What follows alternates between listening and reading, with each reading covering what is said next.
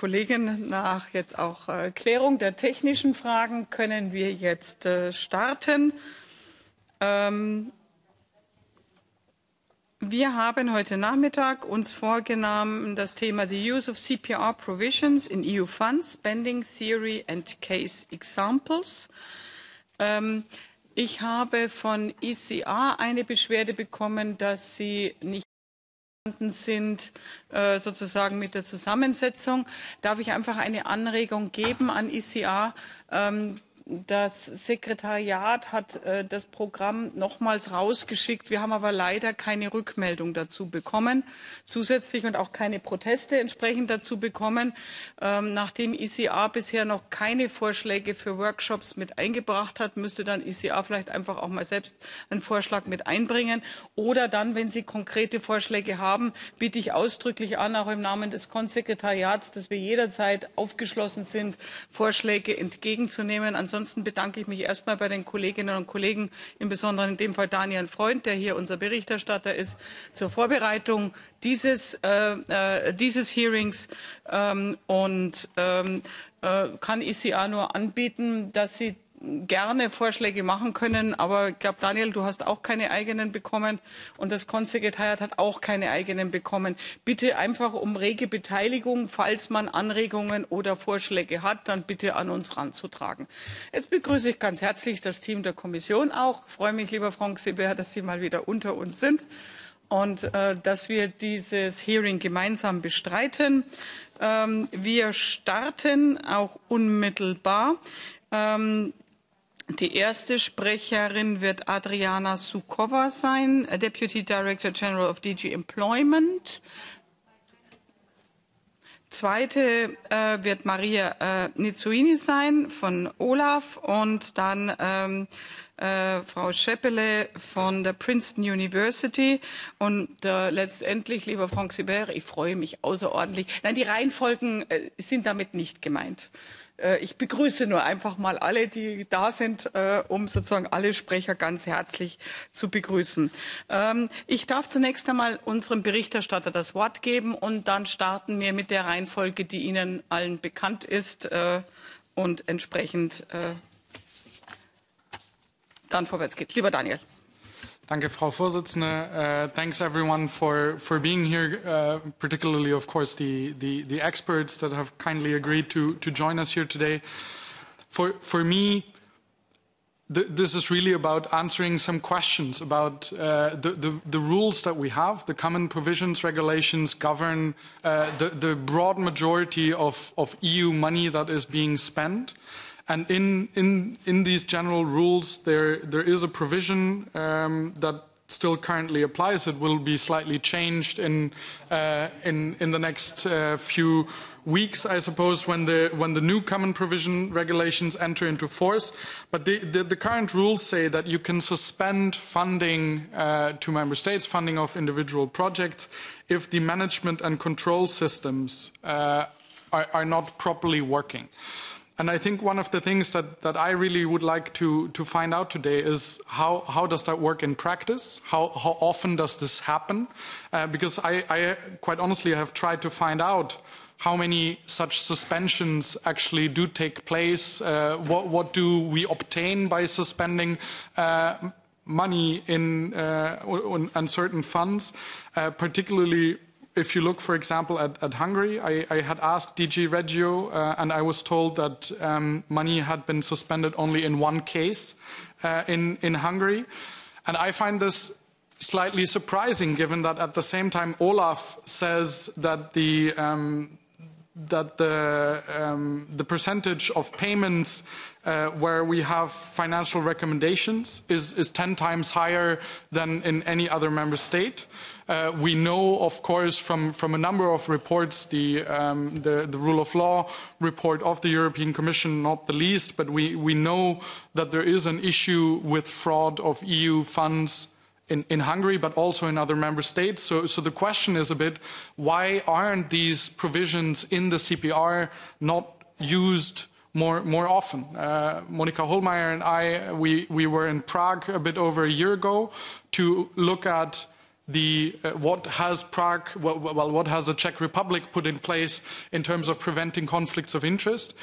Through all the conversations we had on the ground, we couldn't really see a fully working system of protection against conflicts of interest.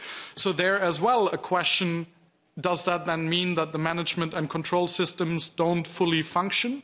And isn't that a justification then to possibly withhold certain funds until these shortcomings are rectified by the member states? And I'm very happy that we have such eminent speakers, both, of course, from the Commission, but also academics, civil society from on the ground to discuss these issues. And I think particularly, we here in the committee, also our colleagues in LIBE and in Budget, we're having a lot of conversations with the Commission at the moment about how exactly this rule of law mechanism will work. And obviously the CPR provisions are one of the other things to be checked before potentially triggering the rule of law mechanism. Because in that sense, I think it's very good for all of us to get a deeper look in what works and what possibly can be improved on these CPR provisions. So thanks for talking about this today. Thank you very much, Daniel. I think that our committee is really interested in experiencing, again, where are the newer identified problems. We know that we have member states with more problems. We know that we have some with less problems, but even so, we really need to be careful that the credibility of the European Union is given. Because we want to support a broad majority, that the money is to the profit of a broad majority of the population. And there we have, there is a huge creativity sometimes, I have the impression, to circumvent some legislation, to be a little bit friendly, or to try to use friendly words. But it's really right what Daniel is saying. We have to be careful. So I would like to give the floor first to Adriana Sukova, Deputy Director General, DG Ample. Frank Sever would like to have the floor first. Just for one remark, dear Mrs. Chair, Mr. Freund, I understand that we agreed that my colleague Adriana Sukova and myself can speak in a row because we have a joint presentation since we're having the same legal framework. Thank you very much. I will be more than happy to intervene also after your excellent academic people. Thank you very much. Thank you. Now, sorry, Adriana Sukova, we interrupted you.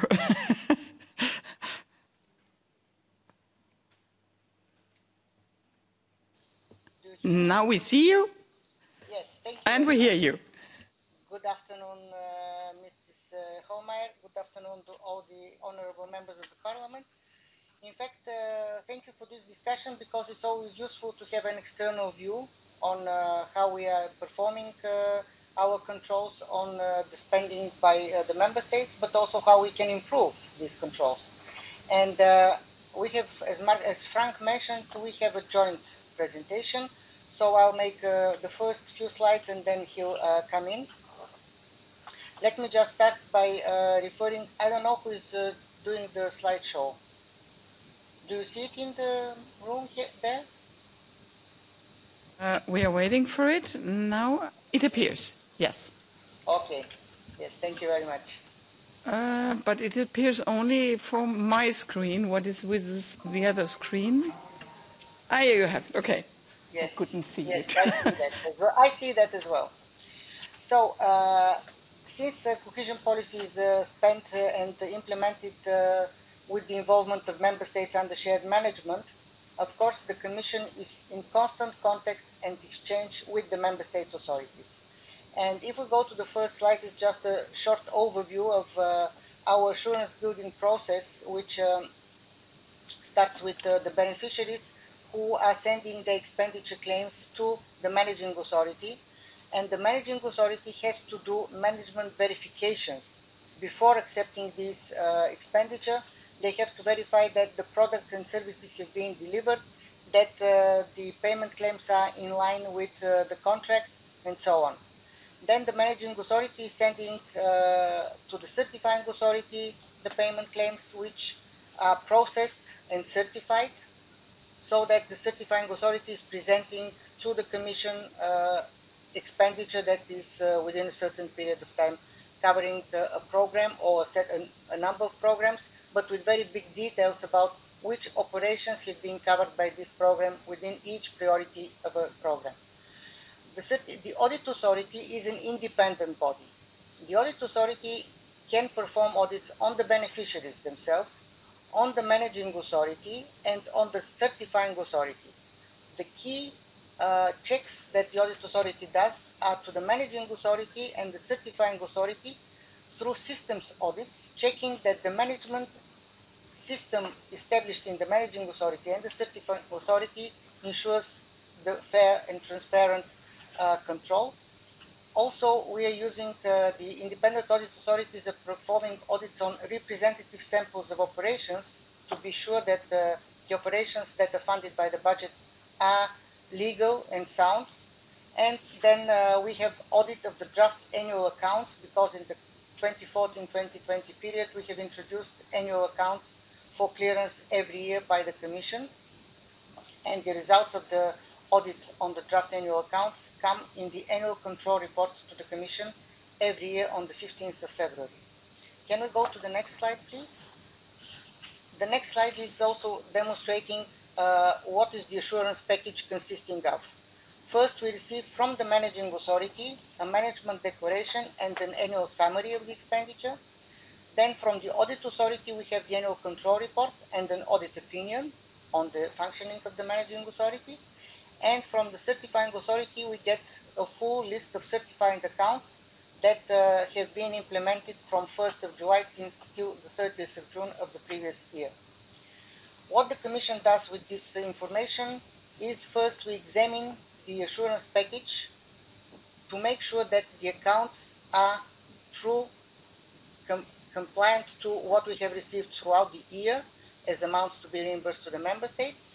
And also then we decide whether we have to introduce a payment or a recovery of the balance. And in my next slide, we speak about the 10% retention, which is the basis for this payment or recovery of a balance. But also the Commission does conformity audits on the legality and regularity of the expenditure in the accounts. And if we identify that the legality and regularity have not been complied with for certain expenditure, we can impose net financial corrections to the accounts that have been submitted to us in the annual accounts process. On the next slide, we have the major regulatory changes that have been introduced in the 2014-2020 assurance process. And the most important one is that we keep 10% of the payment claim received from the member state not reimbursed until we reach the annual accounts clearance process and accept the program annual accounts, as I mentioned, beginning of the next year. We also base our assessment on all audit results that we receive from member states, because we've put some figures here. We have received through 2020 system audit reports for 528 checks and audits performed by the national audit authorities. For DG Regio is 528, for DG EMPO it's 267.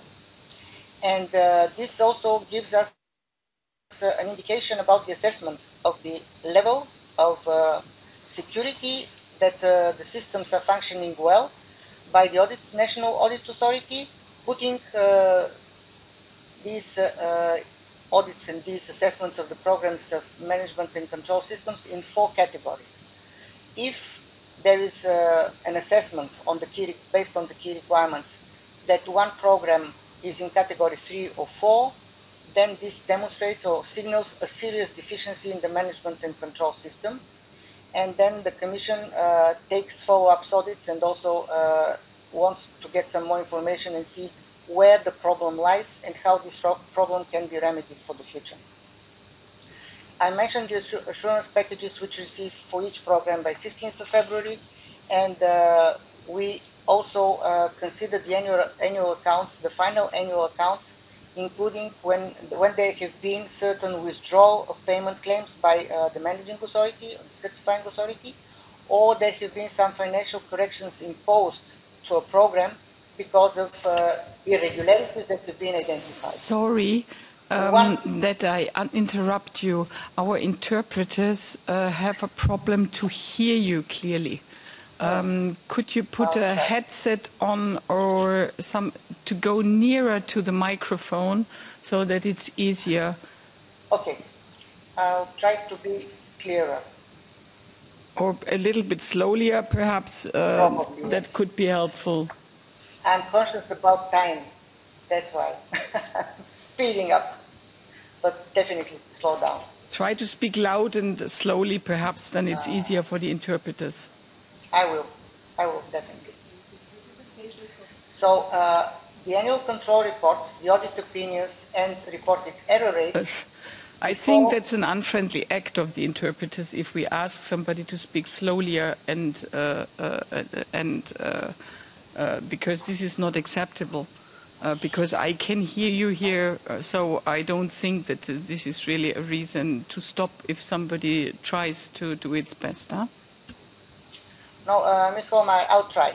No problem. I'll try. So we have the assurance packages where we check what withdrawals and financial corrections have been imposed and if these have been reflected in the annual accounts that we receive, but also in the annual control reports and audit opinions. We take account of the reported error rates before and after the corrections of a program at program level. And I can say that we have representative samples of nearly 10,000 operations that are audited by audit authorities for all funds. So it means that there is a very broad range and a broad basis of the conclusions that are coming with the annual control reports. On the next slide, I have two more slides. First, the Commission I mentioned is also performing audits. And last year, we managed, despite the very complicated COVID situation, pandemic situation, to have 89 audits from both DGs, EMPO and Regio. And 57 of these audits were risk-based compliance audits. So we're checking the functioning of the authorities. Then we had 23 fact-finding missions to review the work of the audit authorities especially. And then we had 9 thematic audits to assess the effectiveness of controls at the level of the managing authorities. So to check the process of management verifications and be sure that this is done correctly. We also use the audit results of other DGs because in some member states, the audit authority is in charge of auditing other programs. And if there is an issue identified by one of our sister DGs saying that an audit authority is not performing their work well, this is also a signal to us that this audit authority should be closely watched and followed and monitored. We have also results from all of the investigations within the individual operations, and also sometimes there are references to systems issues, and we take account of all the European Court of Auditors audits where we get information on individual operations being audited or assessment of the audit authorities. So all these are giving us the basis to identify where there could be potentially problems and where we should be vigilant about correcting these problems. We are identifying and correcting deficient programs, and on the next slide you can see for 2020 what are the results based on the assessment of management and control systems using all available audit results. First, for DG Regio, there are 262 programs that have been identified as functioning well or sufficiently well. For DG EMPO, this is 180 programs. We have 30 programs for Regio and 34 programs for EMPO. It's a coincidence that they cover 15% of the expenditure, which we have identified to present serious deficiencies with a material risk on declared expenditure, so it's above 2%. And then we have 8 out of 81 audit authorities in DG Regio and 17 out of 107 audit authorities where we have identified problems, and we have requested for these audit authorities to improve their work, to improve their system methodology, and also we are checking further whether this is being done. So I'll ask Frank to continue now with some more details about the process of our assurance and also potential corrections and how we are applying all the possible corrective measures towards member states. Thank you very much.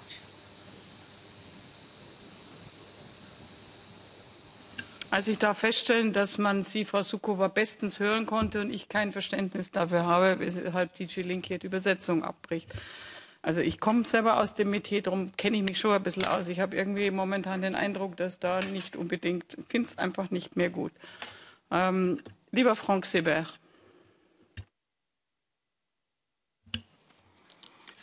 Merci beaucoup, Madame la Présidente. Monsieur le rapporteur, dear Mr. Freund, thank you very much for this invitation.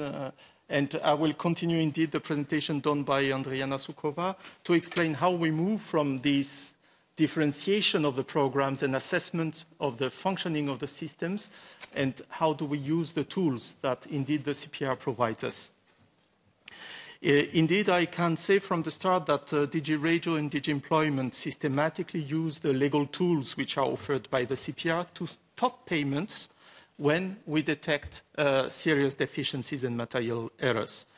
Indeed, both DGs and the Directors General have set up a committee for interruptions, suspensions and financial corrections, which meets very regularly, chaired by the Director General with all concerned services from the two DGs, auditors who do report the audit results, national or EU audit results, implementation units who can obtain information from diverse sources, including from the media, complaints and so on and so forth, fraud suspicions, and, of course, follow-up of OLAF final case reports and ECHA cases. So, in case there are serious deficiencies or material irregularities, we do stop payments through the two legal tools, interruptions of the payment deadlines, Article 83 CPR, or suspension of payments under Article 142. In both cases, we ask the concerned program authorities to take two sets of remedial actions. One on systems, to fix the systems for the future, to ensure that no repeated irregularity can be declared to the Commission. And second, on the past, on past expenditure which was declared to carry out the necessary financial corrections. But in addition to these two legal tools, the two DGs have developed further preventive tools because there are cases where we cannot formally or it wouldn't be fair and proportionate to implement an interruption of payments. Andriana referred to the 10% retention of each payment throughout the year. Therefore, we assess each case, and if we estimate that the risk to the EU budget is less than 10%, we normally do not interrupt. What we do in that case, we warn the member state through a formal letter that there are irregularities, they have to take action, and these actions and these corrections, implement of systems corrections, have to be implemented at the latest before the submission of the next assurance package. So you will see in a while in a table that we refer to warnings of corrective measures. We warn the member state, in that case, to take corrective measures. The second case is an interruption of payment means that you need to have a payment claim on the table. It may be that we identify issues even before we have received a formal payment claim on the table. We have no payment claim. So in that case, we still write to the member state a warning letter alerting them about the identified irregularities, deficiencies, and telling them that if they introduce a payment claim, then we would have to interrupt it because the conditions of the regulation are fulfilled. And these are warning for interruptions, which have exactly the same effect as an interruption. It means that even there we are even more preventive because we stop the expenditure before it is even declared to the Commission. And in all cases, we keep this interruption or suspension of payments in place until we have guarantees that the system was fixed and that the necessary corrections were made. This is extremely important. Member states are extremely sensitive to such letters and interruption suspensions. They consider this is a problem for their good reputation, and I can tell you that these procedures do have effect, as we will see in a while. Next slide, please. So, as you see, the regulation gives us a kind of two-tier system. Interruptions are really launched by the Director General, which is the authorizing officer by delegation from the Commission. So the Director General, if he or she has an evidence to suggest an irregularity or serious deficiency, they can trigger this mechanism. This is here based on either information by national or EU bodies, and these more than 700 system audit reports that we receive per year, which Andriana quoted previously, are a very good source of interruptions and suspensions, because there we see that there is indeed an evidence to suggest deficiencies. But this is also based on our own audit reports, and at this stage, we are at the stage of a draft audit report. There is evidence to suggest, and we still have not the full evidence. In this case, we therefore write to the member state, either a warning letter or an interruption letter. The member state has a remedial action plan to implement. They have 6 months to do this, and they can ask under the regulation another 3 months to complete the necessary actions. If they have taken action, they have to report to us in writing. They have to prove, to bring evidence of the improvements. This is usually reviewed by the audit authority. It can be reviewed by ourselves through a follow-up audit on the spot. If we are satisfied, we go to our committee, to the Director General, and we explain the situation, and then there can be a decision to resume the payments on the program. On the contrary, if the member state failed to take action, then the regulation gives us the possibility to move to a suspension decision. But a suspension decision is a decision by the Commission, not by the Director General anymore, so it goes a level up. It's the institution taking a decision. If there is evidence this type, not anymore an evidence to suggest, but really evidence that there is a serious deficiency or an irregularity having serious financial consequences, or that the member state has failed to take action under an interruption procedure. So this is based on due evidence. We have again to ask the member state to comment on this. So there is again a procedure with the member state, a contradictory procedure foreseen in the regulation, and this can cover all or part of interim payments, priorities or programs. Other conditions in the regulation to suspend payments, apart from these legality regularity issues, are linked to the monitoring systems or quality of performance indicators. They are linked also to the non-fulfillment of ex-ante conditionalities or the non-achievement of priorities milestones at the time of the performance review. And we have prepared for you this table, which is a recap of all the cases by DG Regio and DG Employment in 2020. And you see that during that year, we have implemented altogether 121 cases of such corrective measures, warning of interruptions and suspensions. And when it comes to the whole period, 14-20, I have aggregated figures for Regio and Employment. And there we're having 182 warning letters, which have been sent to member states with requirements to improve systems and do corrections. 146 interruptions or warning of interruptions, stopping the payments, and 4 suspension decisions in place, 2 for ERDF, 2 for ESF, including also, in addition, 2 suspension decisions for ex-ante conditionalities on the side of ERDF. And if you allow me, I know that the time is short, but I would like to illustrate very quickly some of these 4 suspension decisions as examples. The first one is for DG Regio, a suspension taken in 2020 by the Commission for the program ERDF Sachsen-Anhalt in Germany, where following a Commission audit, we identified that different intermediate bodies in this land were not at all checking public procurement procedures. public works and service contracts. And the managing authority was not exercising its supervision in accordance with the regulation over these intermediate bodies. We have thus had a different contradictory procedure with the members, with the land authorities, asking for some remedial actions, which were taken. We asked them to review all expenditure of the past with improved procedures, with the right checklist, with the right procedures in place. We asked the managing authority to review a sample of this work done by the IBs and the audit authority to confirm that they didn't have additional errors. It's only once we obtained clear evidence of all of this that we were satisfied that the conditions for the suspension were not in place anymore, and we could lift this suspension just now in May 21. A second example is for ESF, Human Resources Development in Hungary. We're actually following an audit from DG Employment in September 19. The Commission auditors detected for 2 priority axes of this human resources program that there were 9 calls for projects which were not in line with the thematic objective of the program.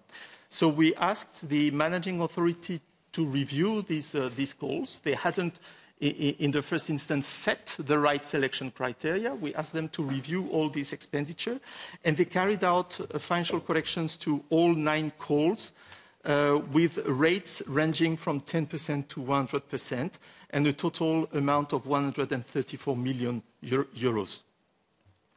A very quick last example, it's about the other 2 decisions by Regio in Employment, which concern the same programs in Scotland, in the UK, where actually, based this time on national system audit reports, we obtained a category 3 and 4 on the respective ESF and ERDF programs in this country, in the UK.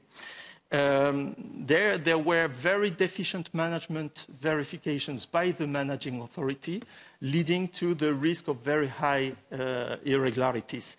There were very concrete recommendations by the audit authority, so we told the Scottish authorities, until you implement all these recommendations, we have, and since we have definitive final audit reports from the Scottish Audit Authority, we have to suspend the payments, which was done in January 2020. We received end of the year confirmation that the actions were taken, the system was improved, the necessary procedures were done, corrections were made for the past, and the Audit Authority satisfied itself that the system improved. They sent a new system audit report with an updated rating at category 2, and in February 21 we could lift these suspension decisions. In the next slide, you will see that linked to these interruptions and suspensions, as I was saying, we are asking for fixing the systems for the future, but of course we also ask for financial corrections for the past. And I would like to say a few words on the corrective capacity of the systems. Because when we have such procedures in place, the program authorities have to deduct any financial correction from the next payment claim. And this is reflected in the accounts, in the program accounts per year, which are audited by the audit authorities, which therefore can ascertain that the necessary corrections were indeed deducted from the accounts. This includes deductions from management verifications, which are done by the managing authorities, or deduction of corrections requested by the Commission as a follow-up to its own audits, or OLAF investigations, or Court of Auditors, our follow-up to the Court of Auditors audits. We have to carry out such financial corrections under Article 144, which says that the Commission shall do such financial corrections when we see that the Member State has failed to do it in the first instance. These corrections, if taken under a Commission decision, would reduce the amount of appropriations to the programme, except if the Member State accepts to carry out the correction at any point of the long contradictory procedure, which is foreseen under the regulation, because we have to we bear the burden of the proof on these cases, and if we take a decision, of course, this decision is challengeable in the Court of Justice, and we cannot fail in these cases. We have to prove that we had a serious case. The only exception, of course, are net financial corrections, which Andrea now referred to, in case the Commission still finds serious deficiencies after the acceptance of accounts which were not identified, reported or corrected by the Member State beforehand. I just want to underline how difficult the co-legislator has made this provision with very strict conditions, and it's very difficult to be able to reach this level of net financial corrections. We're having one procedure in place now, but no decision taken yet because our legal service is extremely strict on the compliance with all the rules. Financial corrections can be linked to individual, systemic or extrapolated corrections, in particular when in the accounts we have an error rate above 2%. There we ask for extrapolated corrections to bring back the error rate below 2% year on year on each program. And you will see from the next slide and the next table that the assurance model and this control mechanism yields really important results to protect the financial interests of the Union, since, as you can see, for each DG, and this concerns accounting year 2020 only, out of 46 billion of expenditure declared in the accounts, this was, for DG Regio, 1.5 billion less than what was declared in the payment claims during the year. What does it mean? It means that the Member States have made further corrections to their payment claims, and they have reduced the expenditure finally certified to the Commission in the year by 1.5 billion. And out of these, 345 million were definitive corrections because of the audits of the audit authorities. 700 million were coming from additional final definitive deductions due to additional management verifications by the managing authorities, further errors, further corrections applied at the request of the Commission in follow-up to all our audit results, including OLAF and ECA. So close to 1 billion of corrections were definitive corrections in the year. And in addition, the managing authorities withdrew 500 million, 457 million of expenditure because they had doubts on the eligibility of expenditure, and the regulation provides them the possibility to temporarily withdraw this expenditure, double-check it, and they have the possibility to reintroduce some of this expenditure if it is finally found to be legal and regular.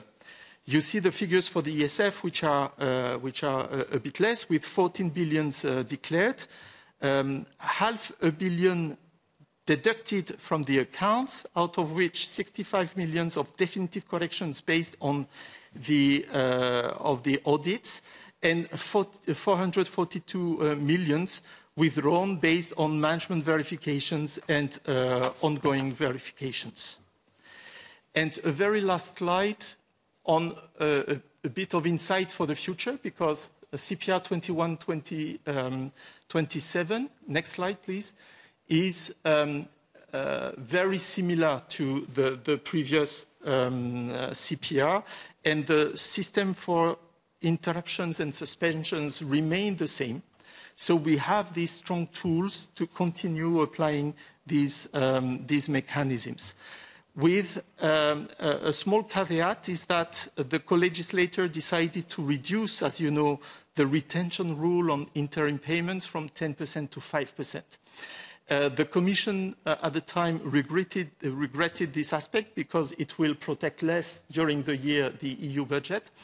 And it means, in concrete terms, that we will have to do more interruptions. When in the current period we were doing a warning for corrective measures because the risk was below 10%, now between 5 and 10% we'll have to do a formal interruption for the Member State, which can be good in terms of transparency, which is going to hit some Member States because they will see that their reputation is at risk.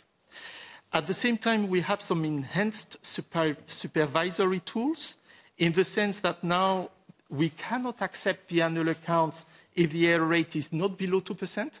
So if there is a disagreement between authorities, they take the risk to submit us accounts with an error rate above 2%. In that case, we won't be able to accept the accounts.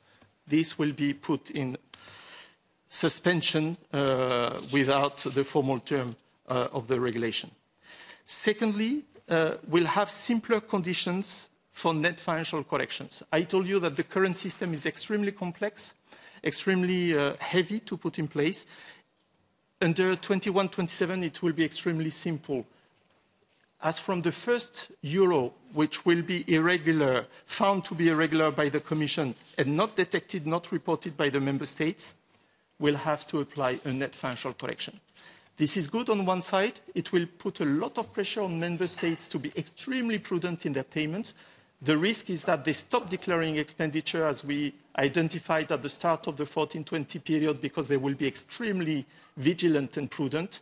And another risk is that this will increase a lot the litigations with the Member States and the need to prove that this expenditure is totally irregular. And finally, we welcome very much improvements in the regulations and the simplification in terms of use of simplified cost options, which will reduce the risk of errors, the collection of data at the level of the beneficial owners, contractors, subcontractors, which will allow to improve the control purposes, and the more targeted management verifications on the risks. A very last personal point, I would like to inform this committee that as from the 1st of July, I will be happy to head a joint audit directorate for DG Regio and DG Employment, which will allow us to pool our audit resources and capacities and to have improved capacities and improved synergies on the handling of all these issues. Many thanks for your attention. Thank you very much, Franck Sever. Now we would like to hear Maria Nitsuini from Advisor Expenditure, Investigation and Operation from Olaf.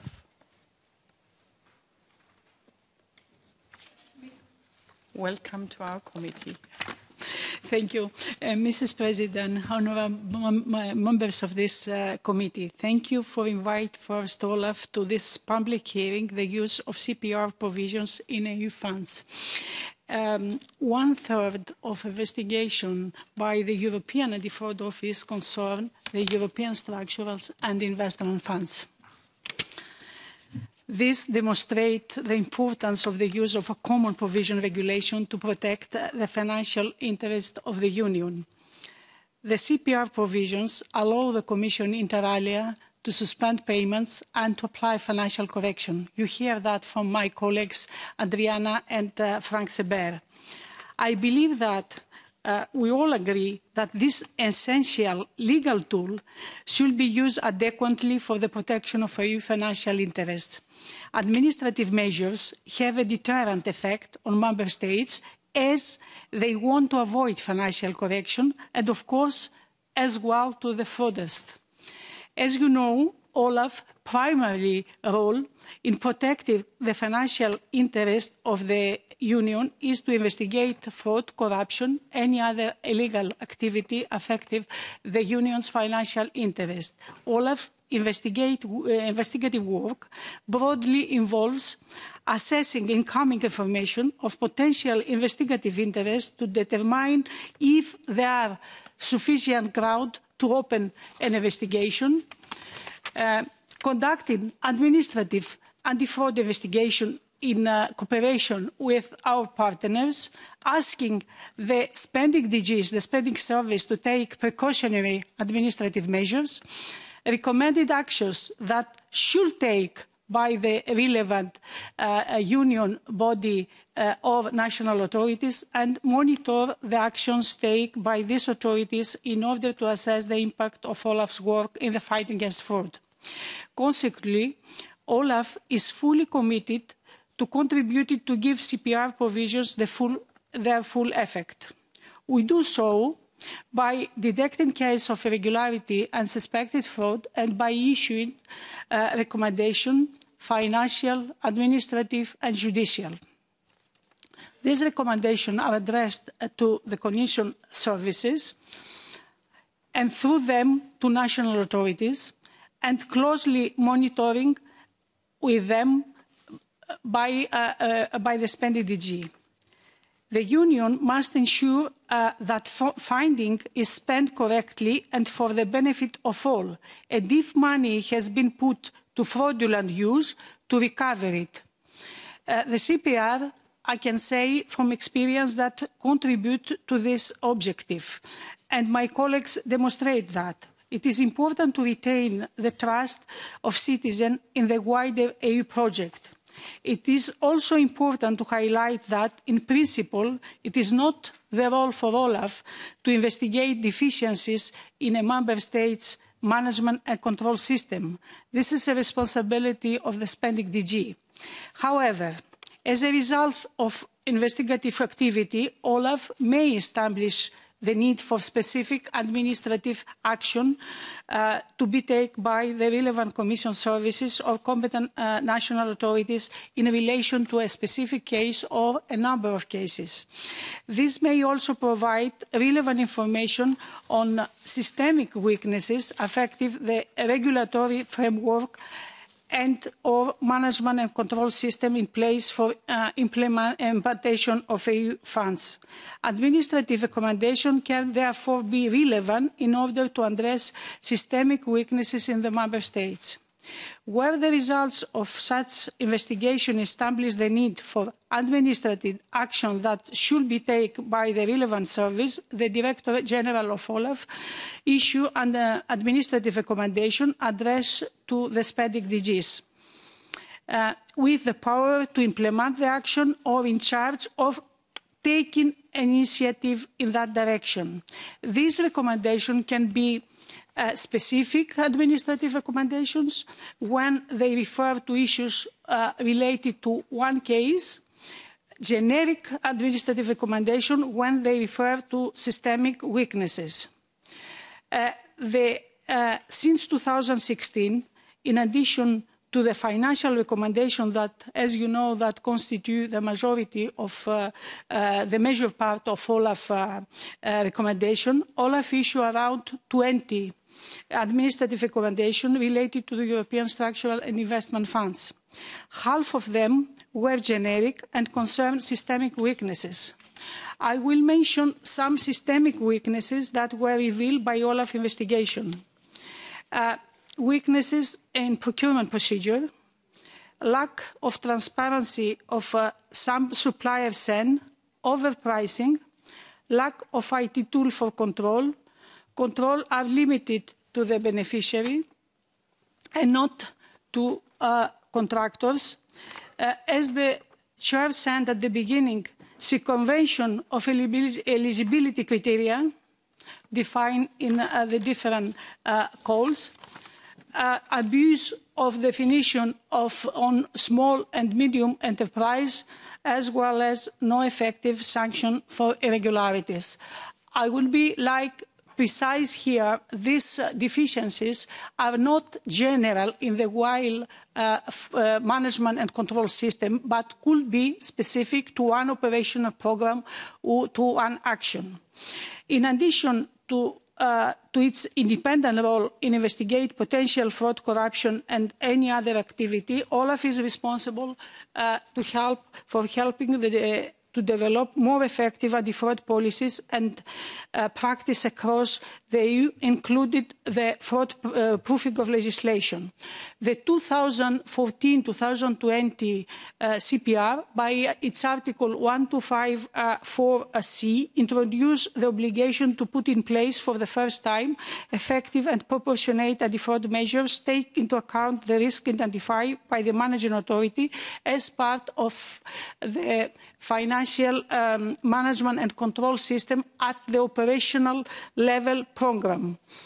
The Commission, in assisting in the implementation of this article, put at the disposal of the Member States the risk assessment tool. I consider this as an important step forward. The newly agreed future CPR provision strengthened the capacity to detect, investigate, report and follow up of irregularities, including frauds, in particular by reiterating the power of the European Defence Office in carrying out investigation, reporting to the European Public Prosecutor Office any criminal offence, reporting to the Commission with the irregularity management system well known, imposing the obligation to put in place and to reinforce the effective, proportionate anti-fraud measures, and, of course, the Commission powers to apply financial correction. I would like to conclude my intervention by pointing out that CPR provisions have been strengthened and clarified across the different programming periods. We notice that Member States' management and control systems progressively are improved. However, Olaf believes that anti-fraud measures should be only effective if they are embedded in the national anti-fraud strategy. We believe that such a strategy should contain clear rules and procedures at the level of Member States and not only at the operational level program as it is now in the CPR. Fighting corruption in public procurement, avoidance of conflict of interest, excluding person entities which pose a risk to the Union finding, ensuring mechanism of handling of complaints, using mining data and risk tools, as well as assisting us to carry out administrative investigation and putting in place sanctions are just few areas that should be part of this strategy. Olaf is grateful to the committee for giving the public debate a fresh impetus with today's hearing in using CPR provisions for the protection of the Union financial interest. Thank you very much for listening, and I look forward to contribute to the debate. Thank you. Thank you very much for this very good presentation. Now we have our last presentation from the Princeton University by Mrs. Kim Schepperle. Yes, thank you very much, and I hope you can hear me. There's really a noise. There is a noise. I'm sorry. There's really a noise in the background. I'm sorry. I've tried to do everything possible to fix it. Can you still hear if I speak closer to the microphone? Yes, we can hear you. It's just okay. a noise in the background. Yeah, I've gotten rid of all the electronics in the vicinity, so I'm sorry. This is a problem. But let me. I'll be brief. So today, this committee is considering the Common Provisions Regulation, past and future. But it is hard to consider the CPR alone without also considering the financial regulation and the new conditionality regulation that just went into effect on January 1st, 2021. All three are designed to guard the EU budget against abuse, and all three have distinctive and overlapping mandates. For example, the definition of sound financial management in the financial regulation clearly influences the CPR, and I would hope that the new definition of the rule of law in the conditionality mechanism will also inform the CPR. But the fact that there are these three regulations that guard the EU budget should, I hope, not mean that each one waits for the other to go first, or that there's a predefined order in which they should be invoked. Where the situation warrants it, and confronting a member state that fails to defend the rule of law is clearly one of those situations. That when that situation occurs, they should all be used at the same time, since they have different fields of vision and different remedies. So then what's the role of the CPR in this triumvirate of regulations?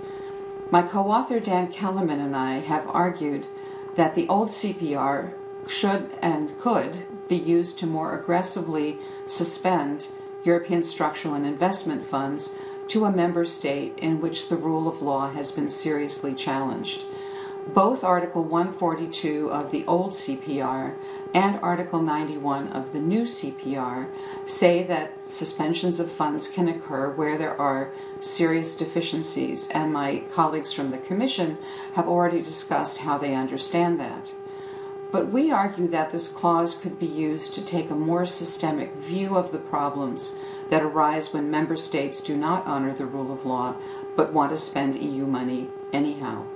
So consider what it would take to have effective management and control systems for EU projects at national level, taking a broader view. One would need to be able to guarantee non-corrupt public procurement rules and procedures.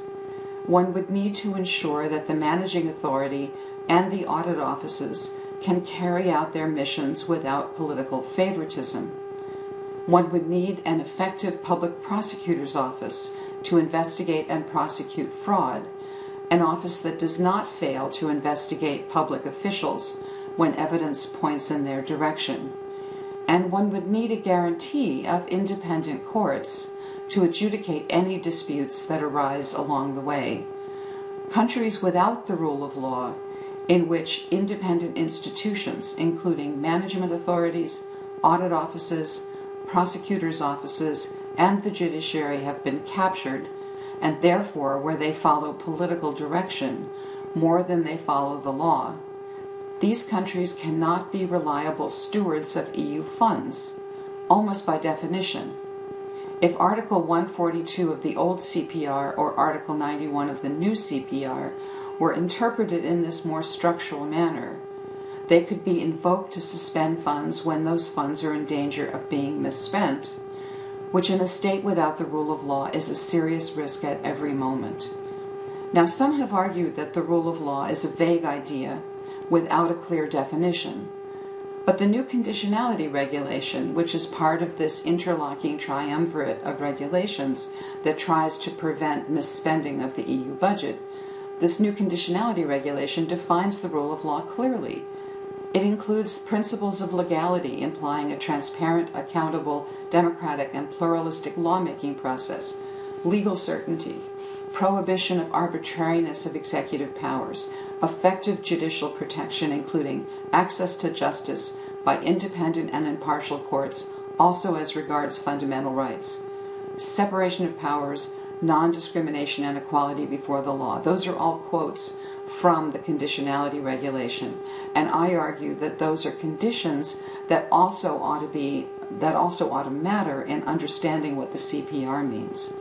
And so I submit that a member state whose commitment to the rule of law is weak cannot handle EU funds according to the principles of sound financial management, a concept used in all three regulations and defined in the financial regulation as, quote, the implementation of the budget in accordance with principles of economy, efficiency, and effectiveness, unquote.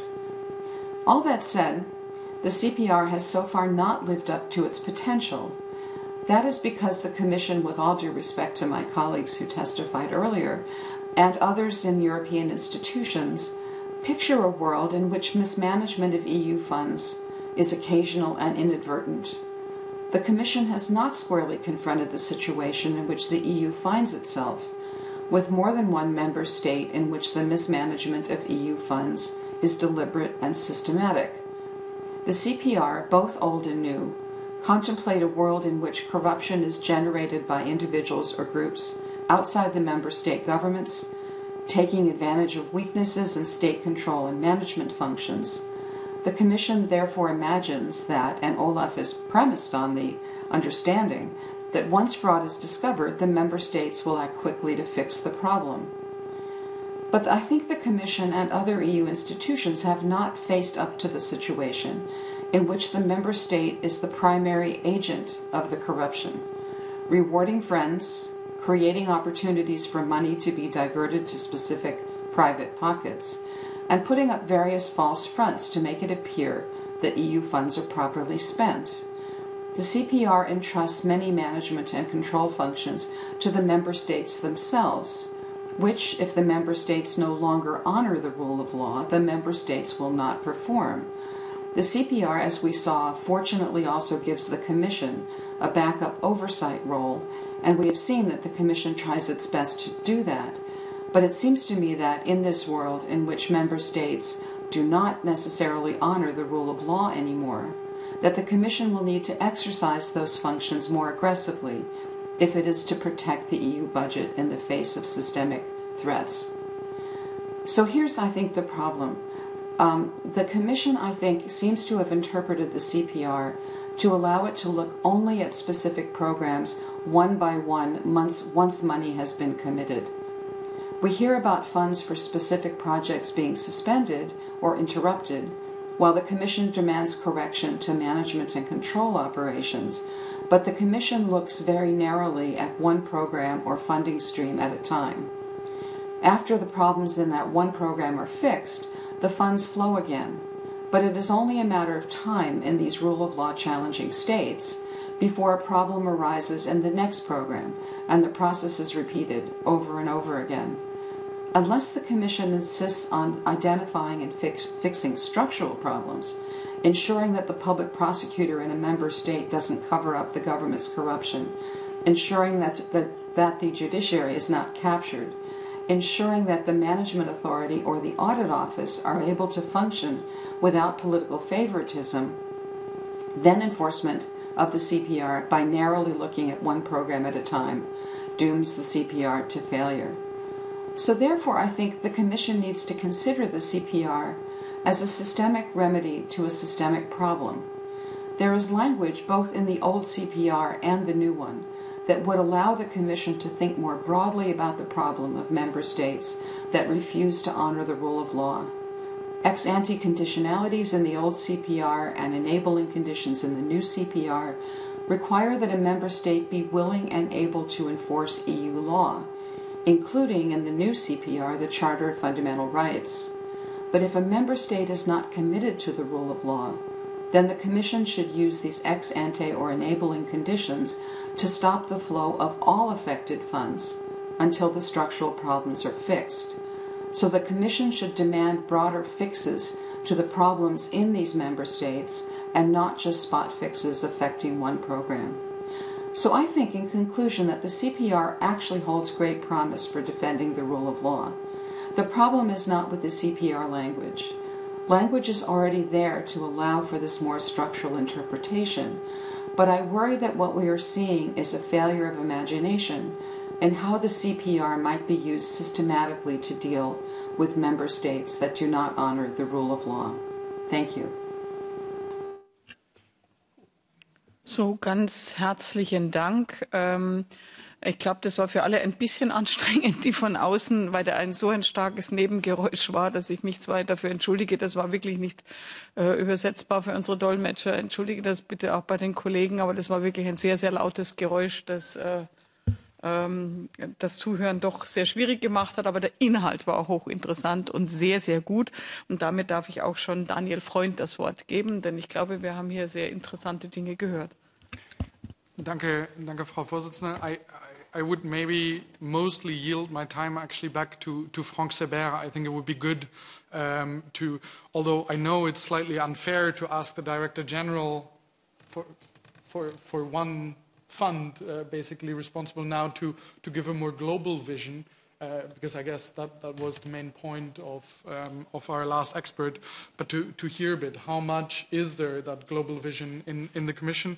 And maybe just from my side to add two concrete questions. One is when we're protecting the EU taxpayer and we're making these corrections, in a way we're sometimes throwing the national taxpayer under the bus.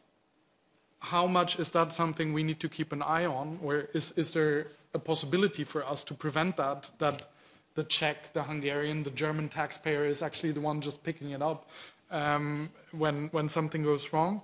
And the second question is, with the new CPR coming online shortly for the next MFF, given the slightly changed language of just deficiencies and the possibility to also cut funding when court cases are ignored, how much does that change the game from your point of view? How much better, in a sense, will it get with the new CPR? Thanks. Ganz herzlichen Dank, Daniel. Damit vielleicht darf ich erstmal den Franck Seber in dem einen Moment jetzt bitten, dem Daniel direkt als Berichterstatter zu antworten. Ich würde dann die anderen Sprecher zusammenfassen.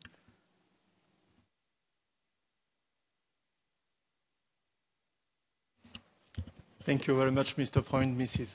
Hohlmeier. First of all, a quick reaction to the fact that the CPR is not used in a systematic or systemic manner. I would like to very much take a different view on this. As presented in my presentation, you see that we do approach the issues in a systematic and systemic manner across the member states. We have an obligation in the Commission to apply the same equal treatment to all member states and the same legal interpretation. And something which I do not follow in the reasoning of the expert, which has just talked, is that the regulation provides a clear definition on how the Commission has to act and what the Commission should consider a serious deficiency. It's not the Commission deciding on its own that this is a serious deficiency and this is less serious and it's not a serious deficiency. The regulation in the 1420 period defines a serious deficiency as a violation, a lack of compliance for some specific key requirements of the system. And in the new regulation 2127, this is even embedded in the definition in Article 2, which say clearly that serious deficiency means a deficiency in the effective functioning of the management control system of a program for which significant improvements in the system are required and where key requirements 2, selection of operations, 4, controls performed by the managing authority, 9, certification, 12, 13, 15, which are the audit authority, referred in Annex 10 to this regulation, or 2 or more of the other key requirements are assessed in category 3 and 4. And that's why we made in our presentation this reference to the categorization of the systems in 4 categories. And if we have a system and these key requirements in particular, which are in category 3 and 4, then we are entitled to conclude that there is a serious deficiency. And then Article 91 is triggered. And I did verify again that Article 91 on suspensions do refer to the Commission may suspend. It's not a shall. The shall is for financial corrections. For suspensions, it's really after an assessment of the Commission. It may suspend if there is a serious deficiency. And then the CPR refers back to this definition. So I would disagree that we can use the CPR beyond these definitions in the CPR. As I said, we need to carry out a very thorough and detailed professional assessment, ensuring equal treatment, giving the right to the member state to present their views. And don't forget that we are challenged in front of the Court of Justice if we are wrong. So if we are wrong, all the work which will be carried out will be for nothing. So we have to be extremely professional, serious, and to the point when we come to such legal proceedings. So in my view, this is something which I don't understand in the previous reasoning. But at the same time, the situation today is different in the sense that indeed we have now a regulation on the table on this general regime for conditionality.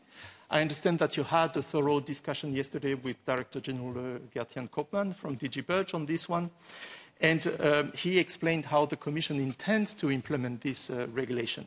And this regulation, which is linked to the protection of the EU budget, which is different to Article 7, which is a broader breach of the general principles of the treaty. This regulation is about an impact on the EU budget, is also making reference to the need to apply the sectoral rules.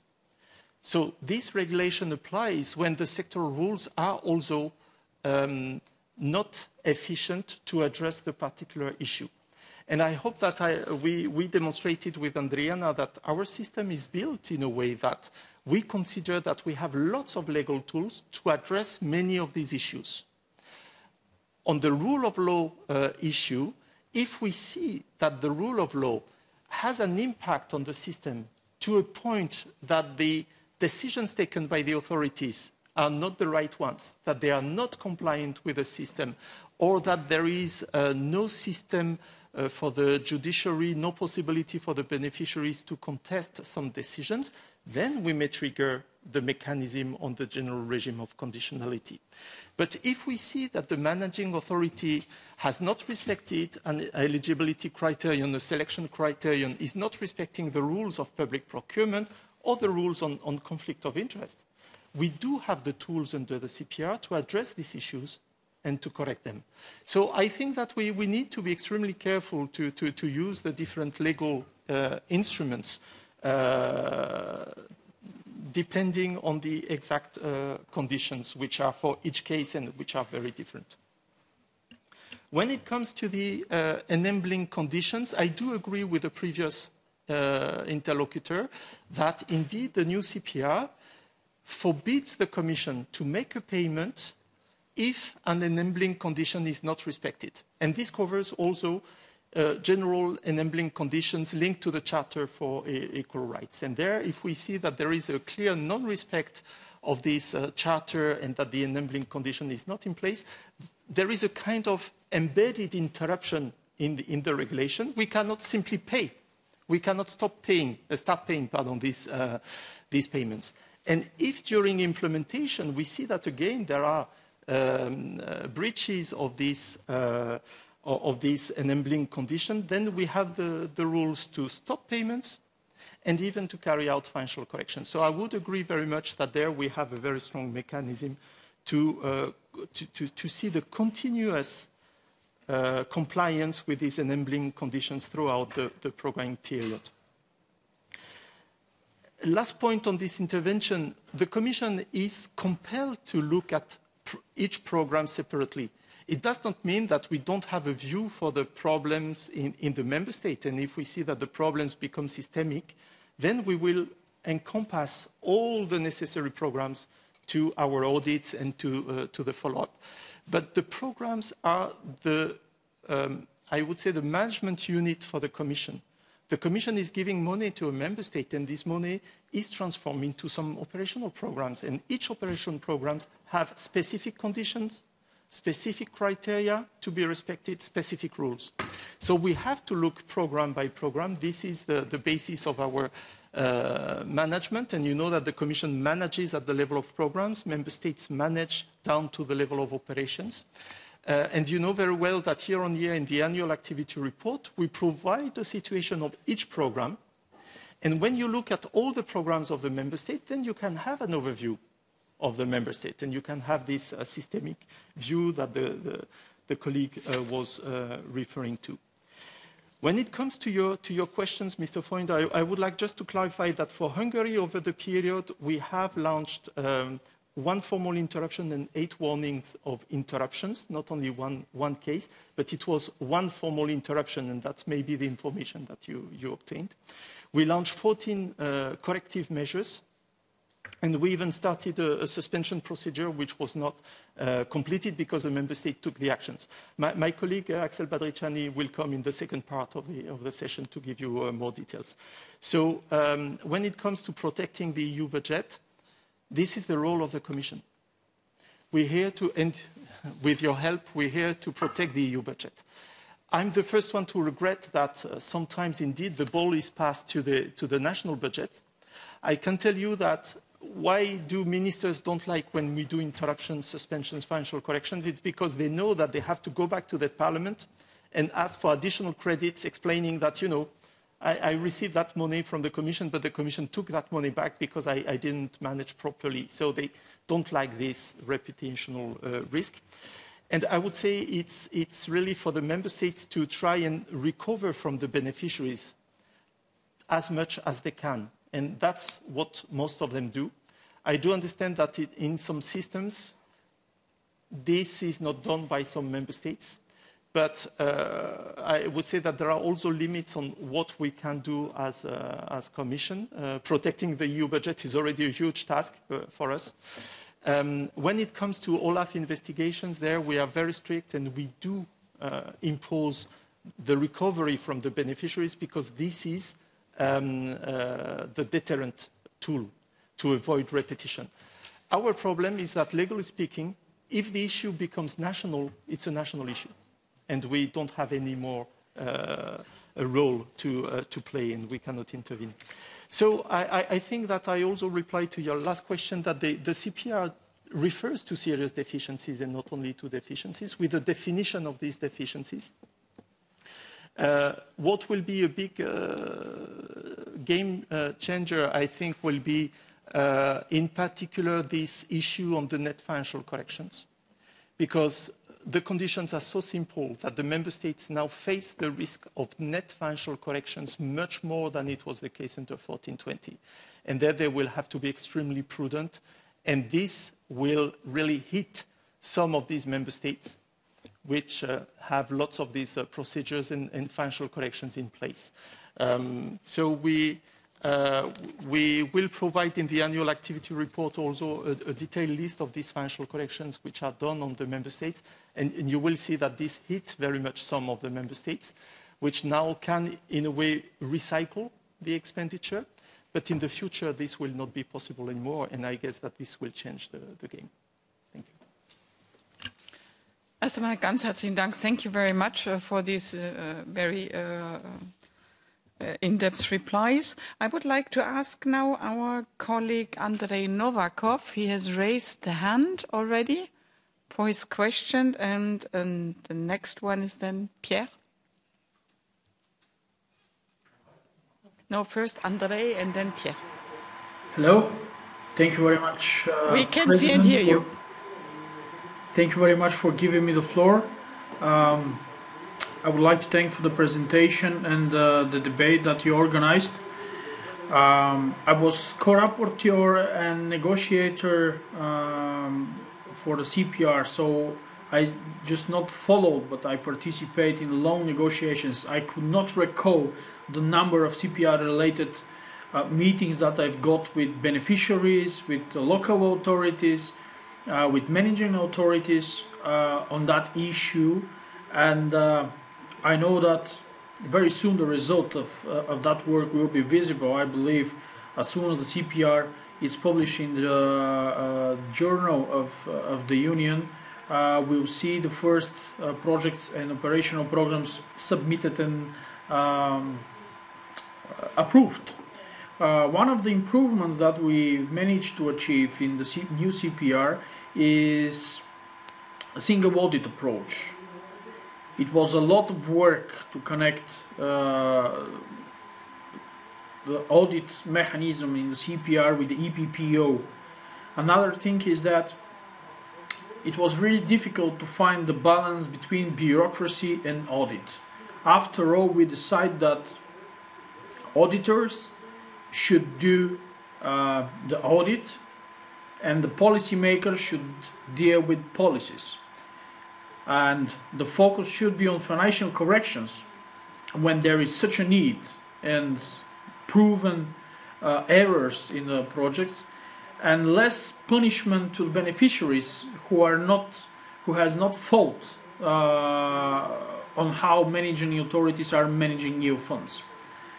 So if there is three conclusions and kind of a questions that I would like to ask are following. The first one is the monitoring and control system. This is a complicated system which once is fine-tuned, we should not repair it, we should not change it frequently, which is actually interrupting the smooth work of the beneficiaries. The second is proportionality. It's a magic word in that CPR and the way we're managing our funds. So we should deal very precisely with the systematic errors and not only following the consequences and actually punishing small beneficiaries or farmers or whatever kind of beneficiaries. So they are not those who should pay the price if some project or program is not running properly. And finally is a single data mining tool. At some point, and I believe that point is not that far in future, we have to find a way to implement a single data mining tool operating in all member states in the sake of transparency and the sake of protection of EU funds, which is our core task. This is the nature of Cont Committee, to protect, to guard European budget, European taxpayers' money. And finally, we must not forget the auditor's mind should be on spending, while the policymakers' mind must be on policy. Thank you very much. Thank you very much, André. Now, Pierre Kaleskind. Merci, Madame la Présidente. Alors, les États membres et la Commission veillent au respect des droits fondamentaux et à la conformité avec la Charte des droits fondamentaux de l'Union européenne dans la mise en œuvre des fonds. Ça, c'est l'article 6 du règlement que nous sommes en train de discuter.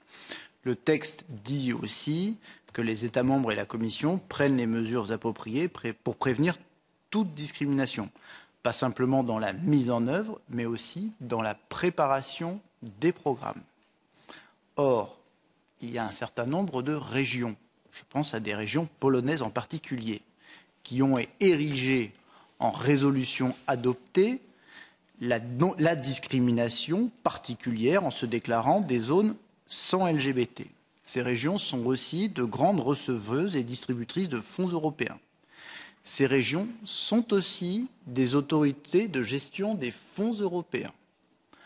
Dans la préparation des programmes opérationnels du FEDER 2021-2027, est-ce que, et là ma question s'adresse à M. Seber de la DG Régio, est-ce que vous avez informé ces régions qui veulent être autorités de gestion d'un fonds européen qu'en se déclarant zone sans LGBT et donc en faisant de la discrimination une vertu, elles sont hors la loi au regard de ce règlement et qu'il n'est donc pas possible de valider leur programme opérationnel, ce qui devrait, a priori, et à mon sens, les faire passer à côté de quelques milliards d'euros de fonds européens. Merci bien, Pierre. Ich darf nun Richard Czarnecki das Wort geben.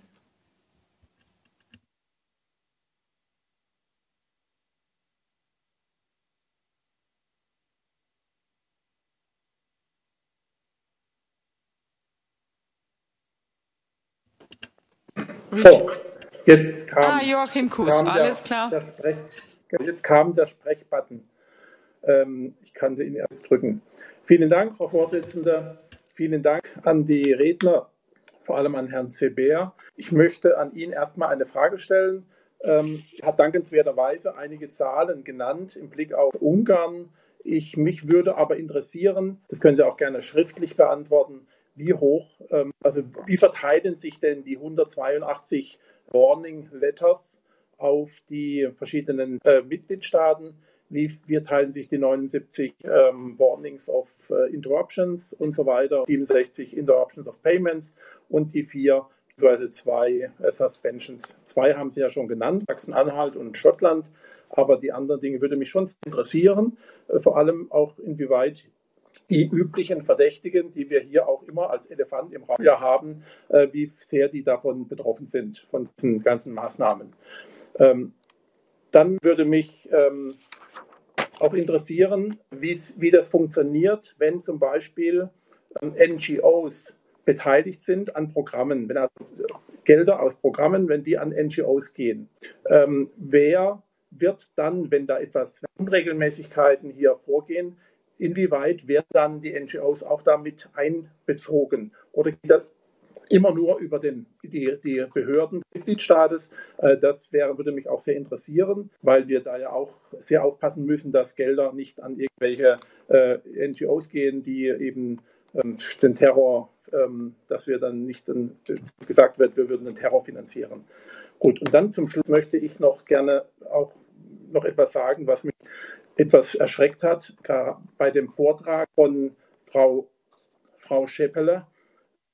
Da wurde Frau Scheppele haben die ganze Zeit, war sie wirklich sehr, sehr eindrücklich geschildert, was sie auf dem Herzen haben. Und sie haben den Elefant im Raum nie genannt, nämlich Ungarn. Und Sie sind ja da auch nicht ganz unabhängig in der Frage. Sie haben ja da auch schon mal sich eindeutig da positioniert, dass Sie Ungarn als ein autoritäres und ein oligarchisches Regime auch ansehen. Und da habe ich schon meine Anfragen, inwieweit Sie hier unabhängig auch arbeiten. Ich verstehe auch nicht, wie Sie zukommen, dass Sie einfach sagen, regelrecht behaupten, dass eben es einige Staaten gibt, einige Mitgliedstaaten, die die Rule of Law nicht beachten. Sie stellen das hin, als wäre das ein Fakt. Wer gibt Ihnen die Legitimation, das einfach so in den Raum zu stellen, als wäre das ein Fakt? Ich denke, da gibt es andere Behörden, die das feststellen und dann entsprechend handeln, aber doch nicht die als unabhängige Gutachterin. Deshalb bitte ich Sie da, also da muss ich einfach protestieren dagegen und das war nicht fair und nicht unabhängig. Dankeschön. Lieber Herr Kuss, unsere Experten haben das Recht, ihrer Meinung Ausdruck zu verleihen. Das ist nun einmal so und das ist auch gut so. Dazu werden Sie eingeladen und es ist schön, dass wir dann einen politischen Austausch haben dazu. Ich wollte noch fragen, ob der Kollege Czarnecki jetzt erreichbar ist oder ob das technisch, nein, ist derzeit nicht erreichbar.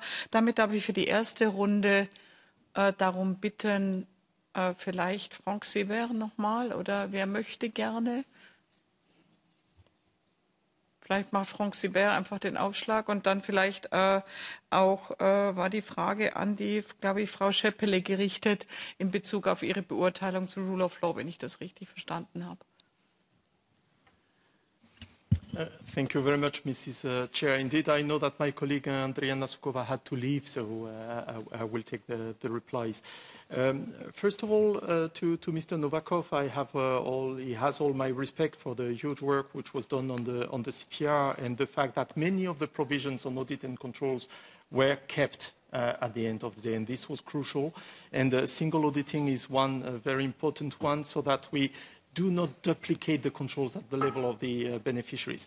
We heard when preparing this draft regulation many actors ourselves, and you know that there was a high-level group at the level of the Commission, set up at the Commission also, which was working on the ground. And what we heard is that beneficiaries of our funds are simply sick of the number of controls under our funds. And it is very true that in many member states, there are many more controls on the EU funds than on the national funds. This is a fact. But, and the difficulty is that some systems indeed know how to be compliant with the rules while doing things which may not be exactly what we would expect. The difficulty is to have the legal tools to be able to address these issues. And proportionality is crucial, and we are bound to proportionality in every single decision we take, be it for an interruption, be it for a financial correction or a suspension. And that's why we have also insisted to have more simplified cost options for the new rules, to say let's simplify the rules, particularly for the small beneficiaries, to be sure that these beneficiaries will not pay because they didn't have the accounting right or they did not understand a particular rule. Let us use simplified cost options, which are compulsory for a project less than 200,000 euros. It's already quite an amount, and this will simplify certainly the life of these beneficiaries. And let's work with the member states to promote simplified cost options above this. This means less controls. This means less error-prone projects. And this means also certainly better life for our beneficiaries, which can concentrate really on the performance instead of having all this bureaucratic burden. On the single data mining tool, Mr. Novakov knows very well how the Commission has defended this idea till the end. And we even made a declaration in the CPR that we regret very much that this was not accepted by the co-legislator at the end of the day. We did a declaration to say that we, however, continue to promote this. We propose this single data mining tool to the member states, and we will continue to do so. And we adjust it right now to reflect these new fields, which are compulsory in the management control systems, and we will continue to work with the member states. When it comes to some regions in Poland, may I ask you to be a little bit shorter because we will get problems with our presentations because... Absolument, merci. Je vais répondre à M. Kaloskin en français. Alors, juste pour les régions polonaises, je peux lui confirmer que nous avons alerté ces régions polonaises que le non-respect des conditions, des enabling conditions, par les régions au moment de l'adoption des accords de partenariat et des programmes était une condition pour bloquer les paiements pour ces régions. Vous savez qu'on leur a écrit sur base d'un certain nombre de plaintes qui nous ont été transmises. On est en train d'analyser les réponses de ces régions et de l'État membre, mais nous avons été extrêmement clairs. Et si la charte n'est pas respectée dans les programmes, nous serons dans l'obligation de ne pas verser de fonds à ces régions et ils en sont parfaitement informés. Vous pouvez en être assuré, Monsieur le député. I will gladly, Mr. Kroes, provide some figures in writing, because I think this big table would be difficult to provide now. But you will see that these different procedures cover more or less all member states in different programs, because we have to handle the 400 programs that we are having. And indeed, if there is a problem at the level of a beneficiary, everything goes through the national program, the program authorities. So that's what I would say in a nutshell. Thank you. Ich bedanke mich herzlich und entschuldige mich für die Unhöflichkeit, aber die Zeit drängt leider mehr. Professor Scheppele, perhaps you could give an answer on Mr. Kroes on your expertise. Thank you. Yes, thank you. I hope my microphone is better now. I switched to a different, different computer. Oh, good. I'm sorry. This is an iPad. So just on expertise. So, I've studied Hungary for 30 years. I didn't mention Hungary in my comments, but I certainly had Hungary in mind. I worked at the Hungarian Constitutional Court for 4 years. I study Hungarian law and EU law. And I might say that I'm not alone in my assessment of Hungary, which he has referred to. In the last MFF, Hungary was at the top of the list for which Olaf made financial recommendations. In 2019, the Commission imposed about €1 billion in financial corrections after having found systemic irregularities. Greco, since 2017, has had Hungary in its non-compliance procedure. And as recently as last November, Greco said that the Hungarian government's compliance with its recommendations was globally unsatisfactory. So all I'll say is that my opinions are actually backed up by all of the neutral observers in this process, and so I am definitely not alone. Yes, I'm quite sure. Thank you very much. We would now go to Transparency International, if Daniel allows. Jana Stanova, Project Manager, EU Funds, Transparency International in the Czech Republic. Can you hear and see us?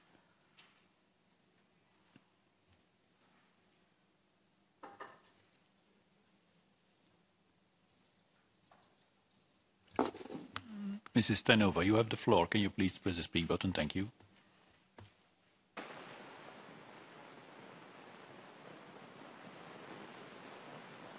We cannot hear you. Perhaps you have to press the speak button.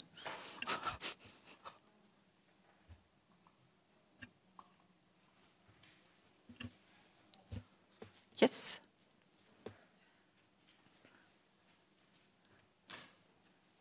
Technical challenges today. Oh, we cannot hear. Merci bien, Pierre.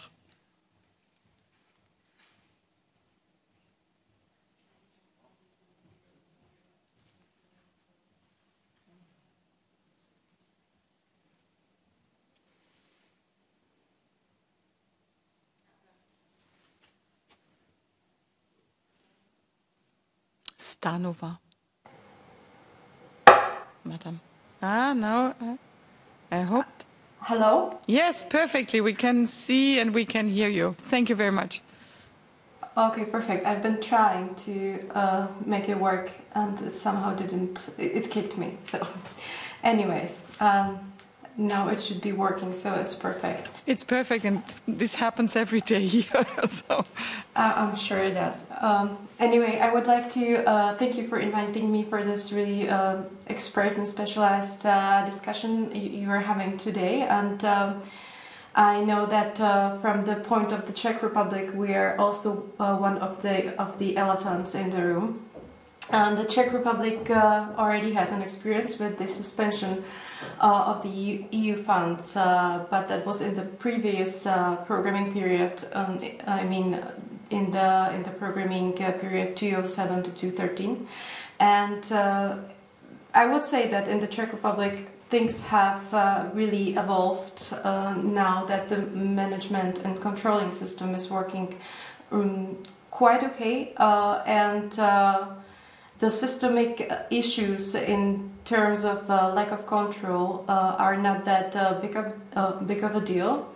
I would say that if we just name it, that the major elephants in the room are the Czech Republic and Hungary, then I would say that the problems in irregularities or even frauds in drawing funds in the Czech Republic are of a very different nature. And the reason is that the Prime Minister, who is the major agent in terms of the frauds that are being investigated now, has simply even like surgically appointed some particular personnel on the specific positions, and this is something that it's really hard to tackle by just overall suspension of fund or like some overall changes. So maybe in contradiction with what Ms. Kim said, one of the previous speakers, I think in the case of Czech Republic it is actually very necessary to look directly and have this narrow perspective and look directly at specific issues and examples in terms of, I mean, as opposed to focusing on some generalized and rather wide approach to the overall system and mechanism.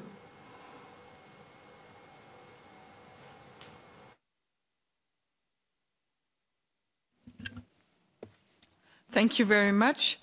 I would like now to ask Ákos Hadházy. Is this, I don't know if this is the right spelling. I apologize if it was the wrong one, but I would like to give you the floor.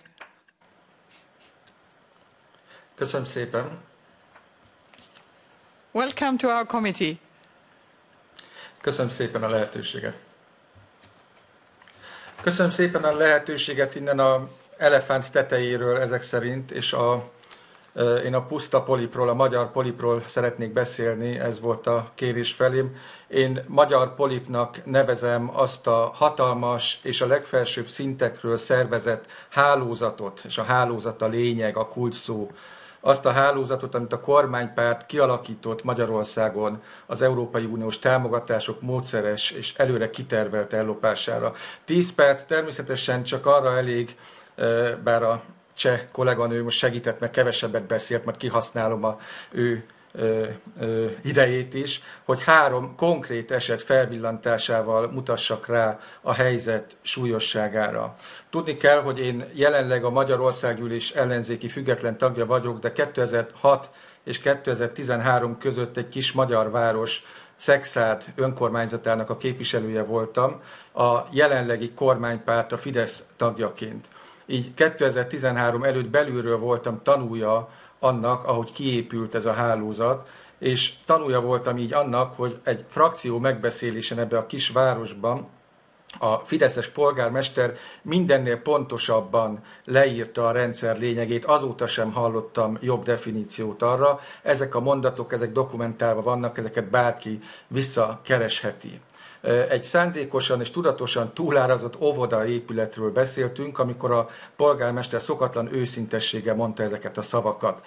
A pályázati rendszer ma így működik Magyarországon, lejön egy cég, egy vállalkozás, és azt mondja, hogy én kompletten megcsinálom neked, megnyerem neked, de én hozok mindent. Úgy kell érteni, hogy ő hozza a kivitelező céget. És hogyha ez nem kell, akkor megyek egy várossal odébb. Mert van egy kvótám, amit én eloszthatok, és hogyha nem, akkor megyek egy várossal odébb, zárt ajtók mögött sajnos ez van. Jól kell érteni, hogy elméletileg az Európai Uniós pénzek felhasználásának úgy kell kinéznie, önök ezt jól tudják, adva van egy önkormányzat, egy vállalkozás, vagy egy civil szervezet, aminek vannak fejlesztési elképzelései. És ő körülnéz a megnyitott pályázatok között, ha talál olyat, ami megfelel, akkor pályáz, és elnyeri az uniós pénzt, ha jó a pályázata. És ezután tisztességes közbeszerzést kellene kiírnia, ahol valódi versenyben nyertes cég fogja elvégezni a legjobb áron a feladatot. Ezzel szemben Magyarországon ez az egész folyamat csak egy rossz színház, egy szemfényvesztés. Ez úgy működik, hogy még ki sem írták a pályázatok részleteit, már megvannak azok a cégek, az a néhány konzulting, tanácsadó cégnek hívják ezeket, akik a pályázati összegnek egy bizonyos részét kiajánlják, elviszik a cégekhez, az önkormányzatokhoz, a non-profit szervezetekhez. És ezek a cégek, amikor megkeresnek minket, akkor garantálják, hogy nyerni fog a pályázat. Persze, hogy garantálják, mert ők napi kapcsolatban vannak a döntéshozókkal, és cserében viszont azt kérik, hogy ők fogják diktálni, ők fogják megmondani a feltételeket, hogy ki lesz a kivitelező, és ezek a kivitelezők, ezek természetesen legtöbbször a miniszterelnökhez közeli oligarchák cégei, esetleg kisebb beruházásoknál politikusoknak, kisebb politikusoknak a baráti köréből jönnek, de mindig természetesen leadják a kenőpénzeket. Jöhet a első dia, a következő dia, next slide please. Erre az egyik emblematikus példa, de nagyon fontos, hogy egyáltalán nem egyedülálló példa, csak egy emblematikus példa, az a miniszterelnök lányának a férje, Tiborcs István, akik itt vannak ebben a teremben, ők nekik nem mondok újat, de ez egy nyilvános meghallgatásnál mások is hallgatják. Aki kicsit is foglalkozott a magyar helyzettel, az tudja, hogy ennek az embernek a cége hatalmas megrendeléseket kapott, 13 város teljes közvilágításának a lecserélése, korszerűsítése volt a feladat, 40 millió euró értékben, és ennek a végén ez az ember 10 millió euró hasznot ért el csalásokkal. De az ügyben, és azért hoztam ide, mert nem az a fontos, hogy a miniszterelnöknek a vejéről, rokonáról van szó, hanem az a módszer, hogy hogyan tudta manipulálni a közbeszerzéseket. Én tettem ebben az ügyben az első feljelentést, mivel bizonyítani tudtam, bizonyítékom volt arról, hogy Tiborcs cégének a munkatársa már akkor tárgyalt a helyi polgármesterrel a projekt részletes részleteiről, amikor hivatalosan még nem tudhattunk semmit arról, hogy az önkormányzat egyáltalán pályázhat ilyen korszerűsítésre. Semmilyen nyilvános adat erről nem volt, de a polgármester már előttünk telefonált ennek a cégnek egy magasrangú vezetőjével, hogy hogyan fognak majd esetleg ők egyébként pénzt visszacsorgatni. Amit nagyon jól kell mindenkinek érteni, hogy a közbeszerzéseket egészen primitív módon, de hálózatosan manipulálták. Az legelső városban a kormánypárti polgármester, aki egyébként akkor miniszter is volt, Lázár Jánosnak hívták, úgy írta ki a közbeszerzést, hogy azon bárki részt vehetett. Én nekem egy állatorvosi rendelőm van, kis cégem, én is indulhattam volna, semmilyen referenciára nem volt szükség. Az értékelési rendszert azonban ott úgy állították össze, hogy mit ad Isten, a két ajánlat között Tiborcs cége nyert, pedig ő tette a drágább ajánlatot, és ő neki semmilyen referenciája korábban nem volt. És innentől kezdve jön a lényeg. Ugyanis a következő 12 városban már szinte szóról szóra megegyező módon írták ki a közbeszerzéseket. Teljesen szóról szóra ugyanazokkal a feltételekkel. A lényege az volt, hogy itt már hatalmas referenciákat kértek. Csak olyan cég nyerhetett, aki egy városban korábban már 3000 lámpatestet kicserélt. Ilyen pedig csak egyetlen volt az országban, véletlenül a miniszterelnök vejének a cége. Értsük jól, hogy a kulcs szó a hálózat.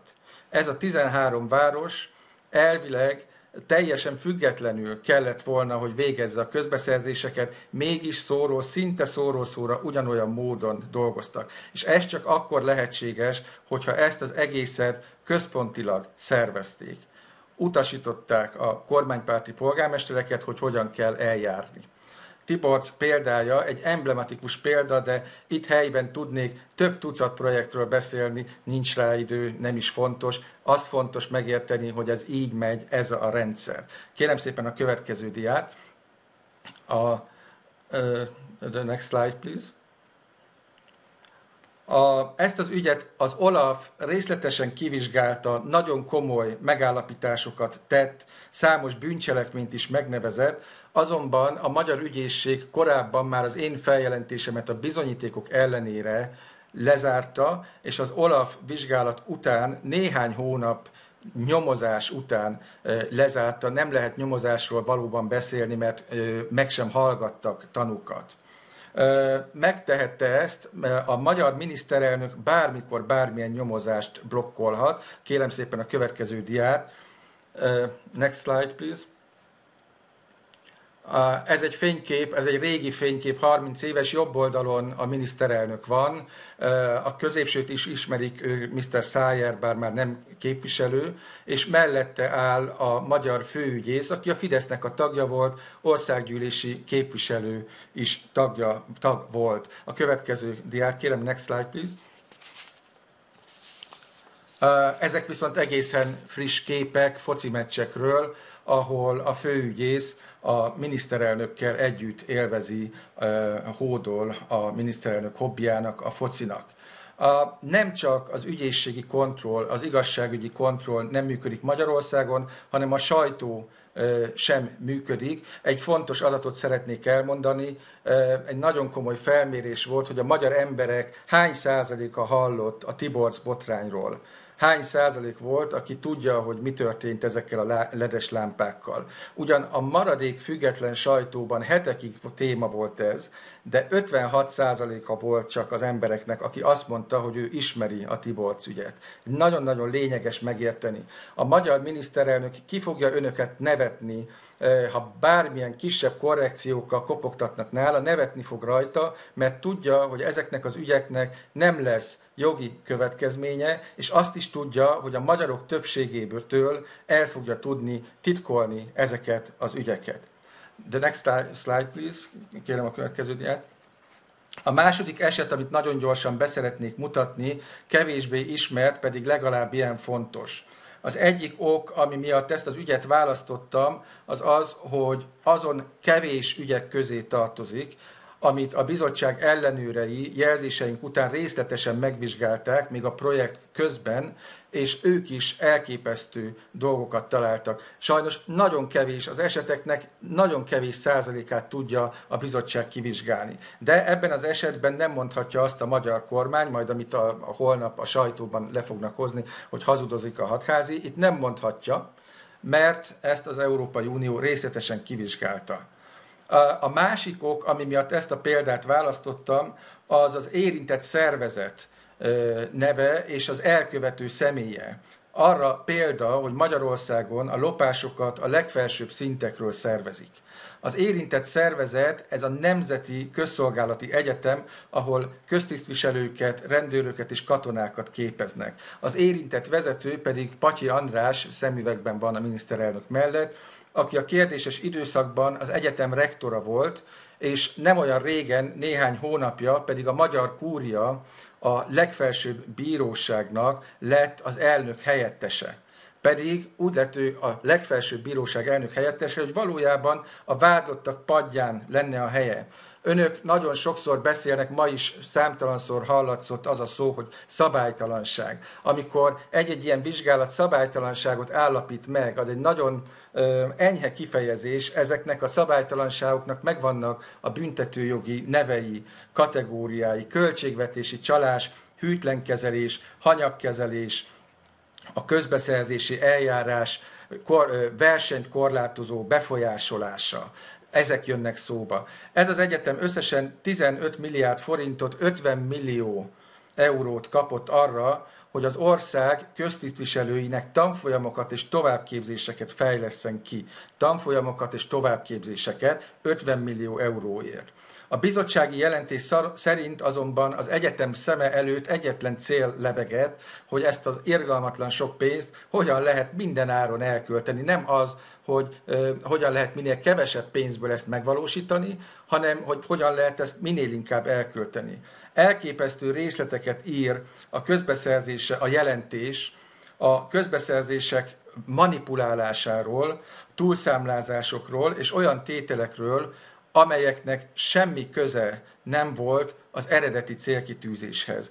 Időhiány miatt nagyon gyorsan csak 2 tételt emelnék ki. Kérem a következő diát. Next slide, please.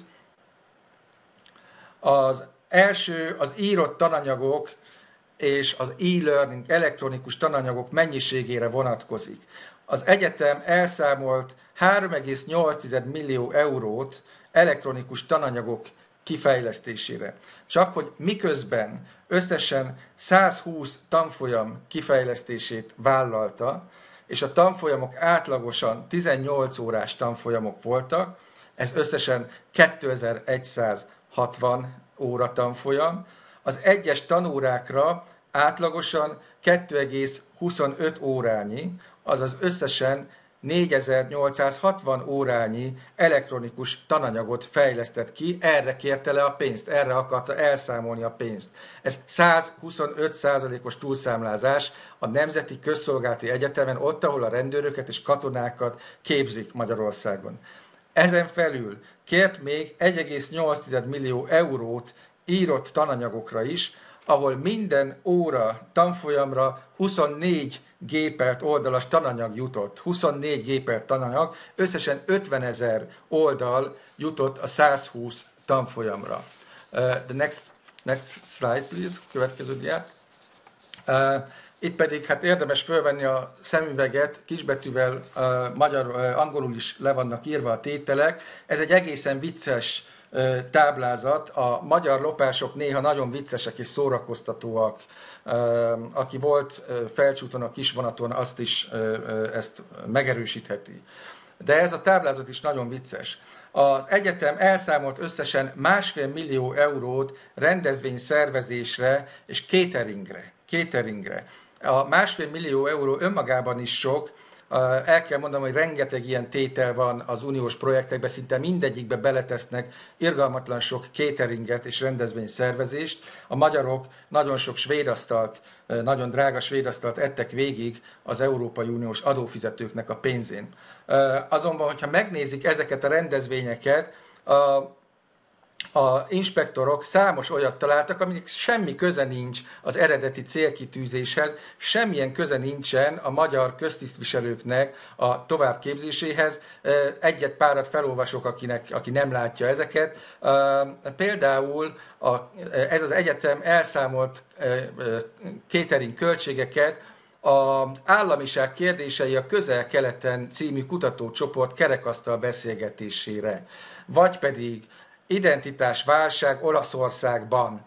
Ez volt a rendezvény, és erre önök, az európai adófizetők fizették a magyar egyetemnek a pénzeket. Vagy a magyar-vietnámi beruházási együttműködési konferencia rendezvénye, vagy a szentföldi keresztények helyzetéről is tartottak egy beszélgetést, és önök fizették hozzá a cateringet. Nem fogom mindet felolvasni. A Trump elnökség első évéről is megemlékeztek, és a vallási szervezetek szerepe a fegyveres konfliktusokban. Ezek nagyon fontosak, csak semmi, de semmi köze nincsen az eredeti elképzeléshez. Még egyszer hangsúlyozom, hogy ezekért a dolgokért felelős rektor nem a vádlottak padján ül, hanem a magyar legfelsőbb bíróságnak a helyetteséről van szó. Nagyon sokat gondolkodtam, hogy tehetnek-e önök, tehet-e az EU bármit, hogy ezeket a rendszer szintű pénzpazarlásokat, lopásokat, csalóhálózatokat megfékezze. Saját ellenőrei ehhez a mennyiségű ügyhöz alig vannak a több tízezer projekt közül csak néhányat vizsgálhatnak meg részletesen.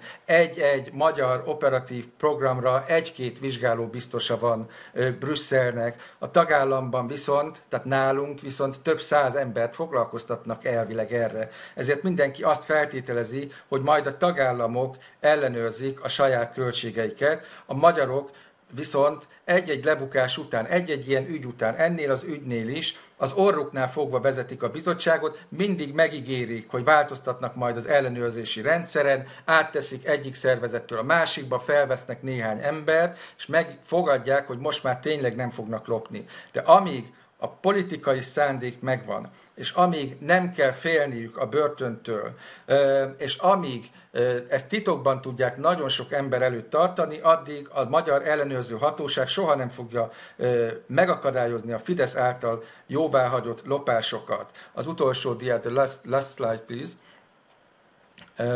Ez a nyilvánosság. May I interrupt you? I'm very sorry that I'm so unpolite. We really are willing to take all arguments on board, but I would ask you to stop because we have no time anymore. Ich möchte nur diese Slide zeigen. Es ist sehr wichtig. Thank you. Ez a nyilvánosságról szól. Amikor eznek a jelentésnek a részleteit kikértem, nagyon nehezen kaptam meg, az előírásos 2 hét alatt 1 hónapba tellett, mivel a magyar hatóságok mindent megtettek, hogy ne kapjam meg, mint országgyűlési képviselő ezt a jelentést, és ebből a jelentésből így is nagyon sok mindent kisatírozva kaptam meg. Nem kaptam meg például, és nem tudom önöknek elmondani, hogy összesen mennyi pénzt kellett ebből az 50 millió euróból visszafizetni. Köszönöm szépen a türelmüket!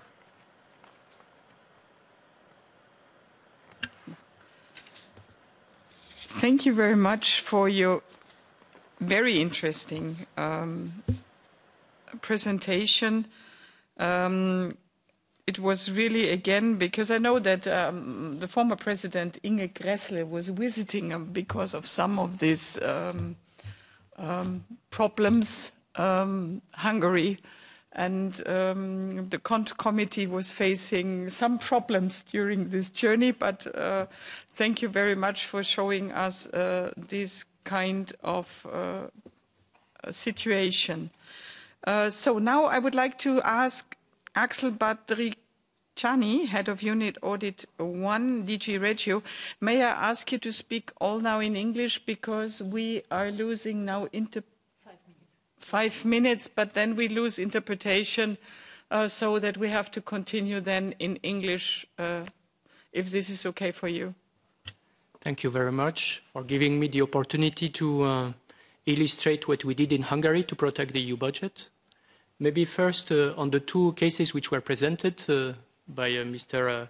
Hadházy, they are known to us. The first one is a case of the son-in-law of Mr. Orban in Hungary. The money was withdrawn at closure from the program. So we have protected in full the EU budget. Does that mean that we have protected the national budget, but it is not certified to the Commission and it was withdrawn, the Helios project. And the second case is a well-known project to us because it is one of our audit findings. So maybe just to recall the architecture in Hungary. In Hungary, we have 7 operational programs. Therefore, we have managing authorities for the 7 operational programs. They are in the line ministries, the managing authorities. And we have a coordination body, which is in the Prime Minister's office. And then we have an audit authority. And as it was explained before, we are trying to apply the single audit approach, which is a reliable audit authority, EU TAF. It is well-staffed, it is competent, it is independent, and it is auditing approximately 20–30% of the expenditure which is submitted in the accounts every year. Why do I say that it is a reliable audit authority? Because we have audited this audit authority at several occasions, and it was also lately audited by the European Court of Auditors, which did the re-performance of this audit authority and which confirms this positive assessment of the audit authority. So this is quite important because we have 81 audit authorities in Europe. This is a reliable, independent audit authority that we have in Hungary. So what did we do for this programming period? we had bad experience at closure from 713. There is more than €1 billion of corrections which was stemming from our audit work. The issues were public procurement and selection of operation. So I wouldn't say that we took an aggressive approach in the beginning of the period. I would say we took a proactive approach to focus on these risks. So immediately in 16-17, after the adoption of the program and after having done some designation mission, we went for this, what we call early preventive system audit, focusing on these risks, and we carried out 4 audits. Unfortunately, or fortunately, depends how you see it, we found issues. We found significant issues with public procurement and selection once again. So we have issued some warning letters, warning for corrective measures if the risk is below 10, warning for interruption if the risk is above 10. It's not the number of warning letters which counts. It's the scope of these warning letters, because sometimes we have a warning letter which covers the 7 program, which was the case for public procurement. So we said, okay, public procurement, we have an issue, and we have recommended some corrective actions, including financial correction. And for public procurement, this horizontal issue which was discovered led to €770 million of correction. So this is quite massive, €770 million.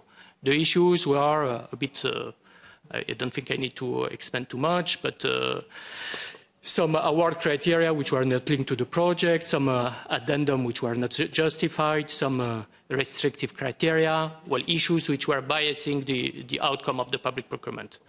So we said, okay, all these contracts has to be corrected, all the contracts from the beginning of the period until the Hungarian authorities changed their Hungarian Public Procurement Act in November 2019. And this is how we reached the €770 million.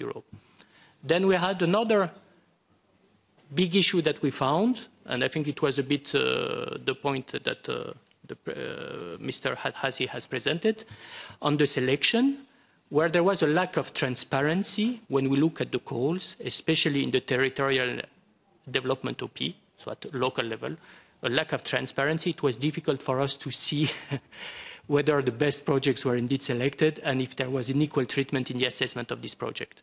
And due to these deficiencies, we applied a flat rate correction of 10% on these calls. And this has led to an additional €14 million of correction on these calls. So another quite massive correction protecting the EU budget. Then we had other issues, state aid deficiencies, and a systemic issue with VAT which was declared that shouldn't have been declared. They are probably important, but it's, I would say, a different magnitude. So these are the big corrections which were done. For one program, which is the environmental and energy efficiency OP, there were also issues with framework agreements, so another public procurement irregularities. They had signed framework agreements, and all these framework agreements were impacted by deficiencies. And there too, we apply a correction amounting to an estimated €151 million of correction. So in total, €1.3 billion of corrections preventively in the beginning of the period. Okay. Maybe to note is that we have, maybe on the positive side, we see also some improvement. Because we have recommended that corrections are applied, the corrections were applied, but we have also recommended some measures to improve the system are also put in place, which was the case. So for public procurement, the ex-ante verification which are carried out by the managing authority, both the intensity and the scope of these ex-ante verifications have been improved. So there are a number of corrective measures which were taken. And we see the result.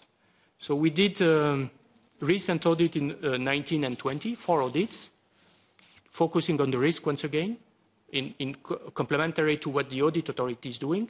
And there we have identified some deficiencies, but nothing to compare with the deficiencies detected in the beginning of the period. So we had for 2 cases around €30 million of deficiencies detected during these audits.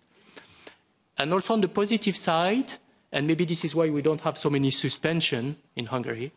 We saw that the Hungarian authorities were quite, let's say, willing to accept to take the measures, which they did. So they have implemented these corrections, preventive corrections, and they have taken the measures to strengthen the system. So this is on the positive side. Now maybe what we are doing now, okay, we are closely monitoring the situation. We will carry out additional audits. We will have the new programming period coming up. We are updating our audit strategy on an annual basis, so we are taking into account the risk, and we will focus once again on the risk with the audit authority. So we cannot do as if there is no audit authority. We need to have this reliable partner in Hungary, which is in fact auditing quite an impressive percentage of the funds and is applying extrapolated correction if it is justified. So if they are submitting accounts with an error rate above 2%, there will be a corrections applied by the Hungarian authorities to ensure that in the accounts we are below 2%. And this is how we reach to the 1.5 billion, or it is explaining part of the corrections which were reported when we received the assurance packages. Thank you. So thank you very much for this very clear insight. So in my discharge already, we mentioned the 2.5 billion correction in Hungary. Now we have a better background here in the committee of the situation. For me, before I give the floor to Daniel, I really have one question there in the background, and I already had this question to Franck Seber.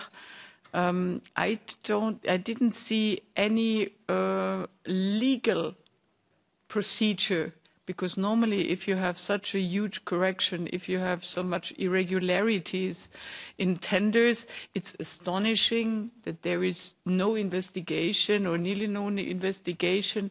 So has there been any change that there was? Do you know about anything about a legal procedure that was following of one case only? I just wanted to know if there was anything in this direction.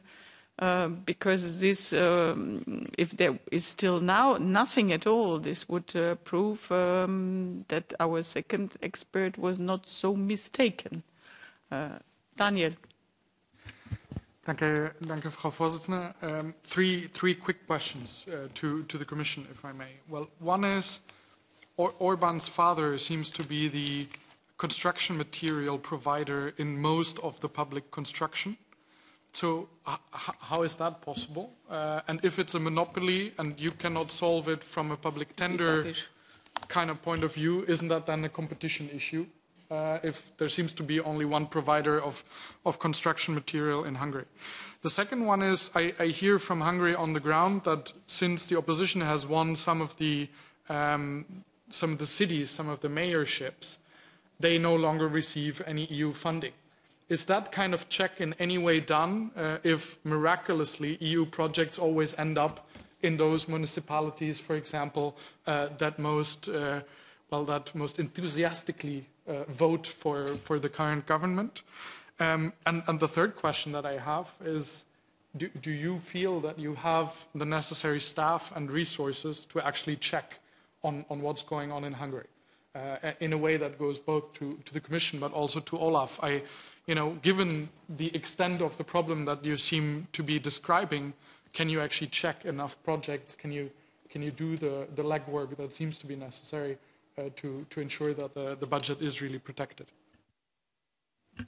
Thank you very much. I would have the question. I heard explicitly that there were, let's say, really experts' opinions that there are no more enough companies for the tenders because they destroyed the market in the first phase of tenders, where only certain bidders around family and friends received all were winners of the tenders. So I would be interested in this situation, if there are now more companies, and if there are still, or is there still a kind of monopoly as we see it in Czechia with Agrofert or so on. I would be very interested in your expertise. And now Joachim Kuss, in English, please. Okay, thank you. I will try it in English. It's not my best language I can use. But I know that you know it. Let's see. I have one question to you, the chair and the secretariat and colleague Freund. Why was ECA, the European Court of Auditors, not invited as an expert, even when their opinion on that there are 10 times more irregularities in Hungary than in other countries? It was the reason why we had this hearing. Why was it not invited? That was my question. And I have one remark. I do not understand why you didn't interrupt the expert from Hungary, because he was, I think he was on a rally and talking about his election next year.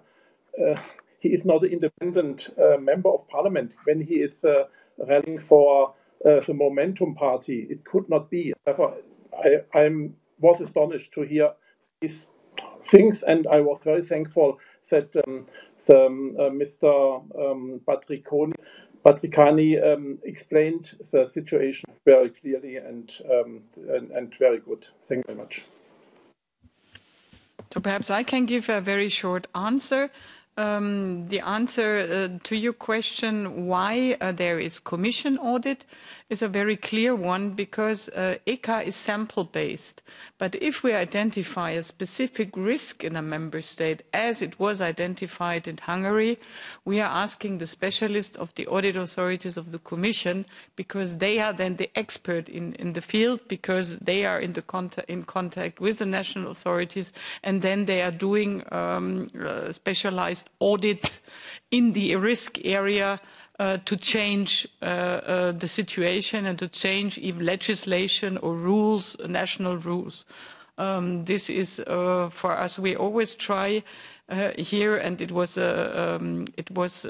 confirmed by the coordinators that our speakers are as they are here in the workshop. So, and I think Franck Seber and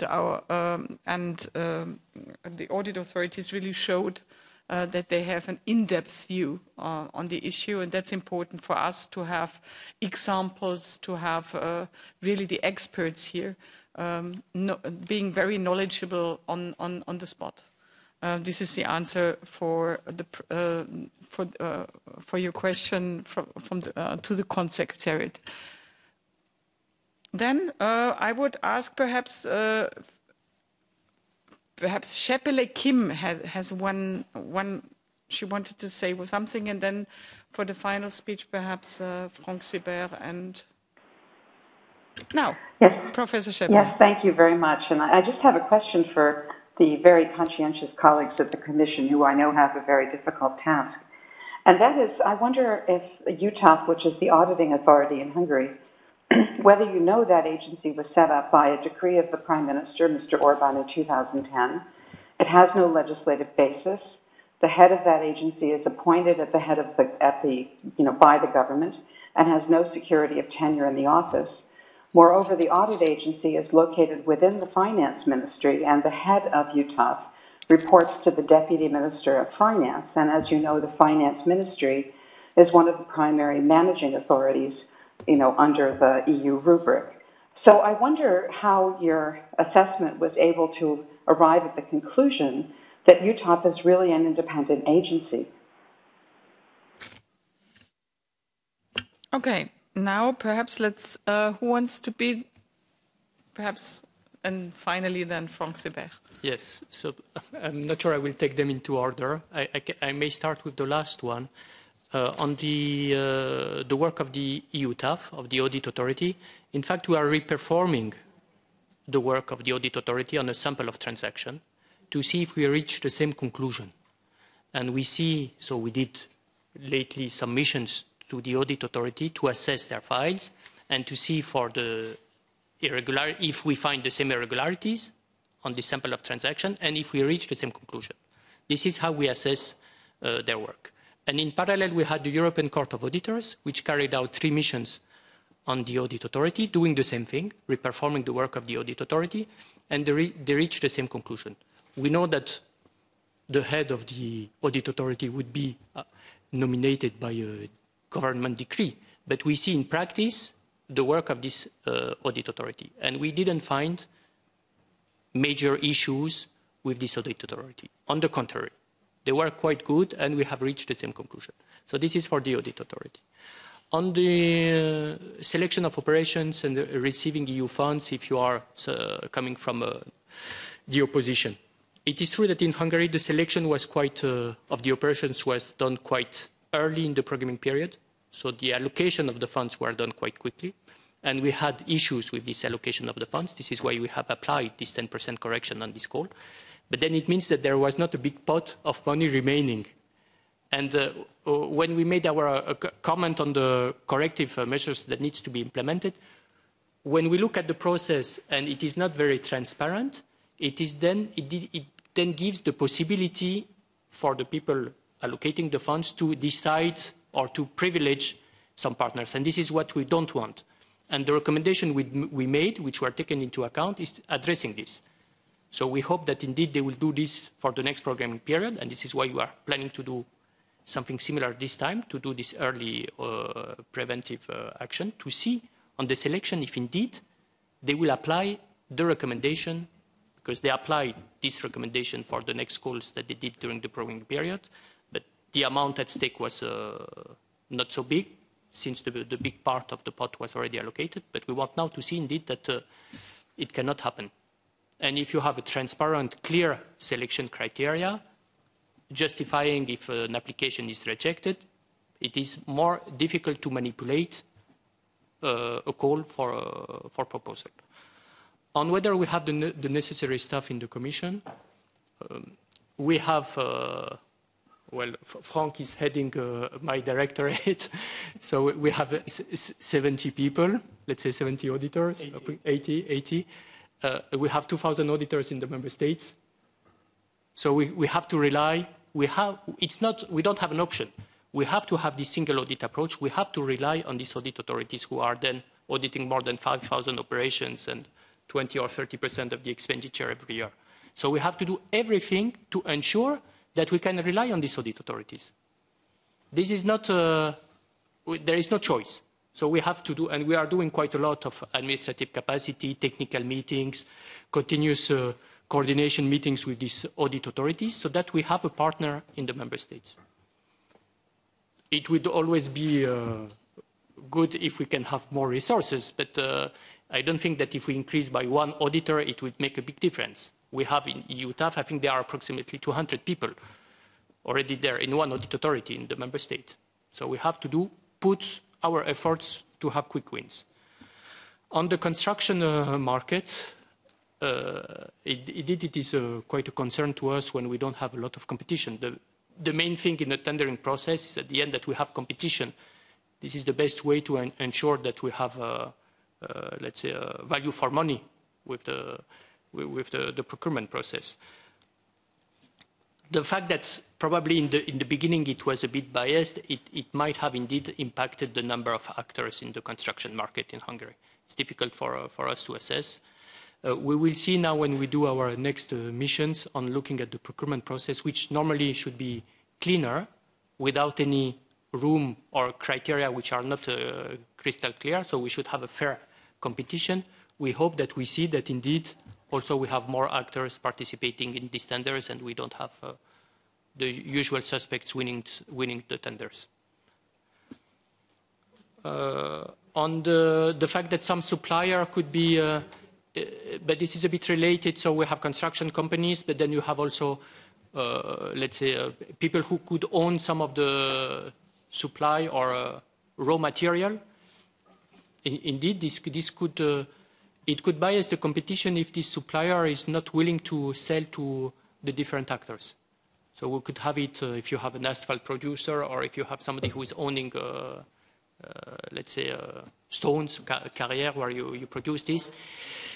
Okay, where there could be an impact if they refuse to sell to different construction companies. And there we don't, we will see, but we didn't identify specific issues there. It's a risk, and we look at it. And when we will do public procurement and selection will remain big risks.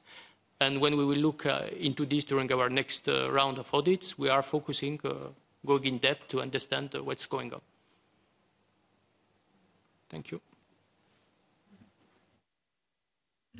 Franck Sibert, thank you very much. Merci beaucoup, Mrs. Chair, for the kind words of yours on our capacity and enthusiasm to really try and do our best with the resources that we have.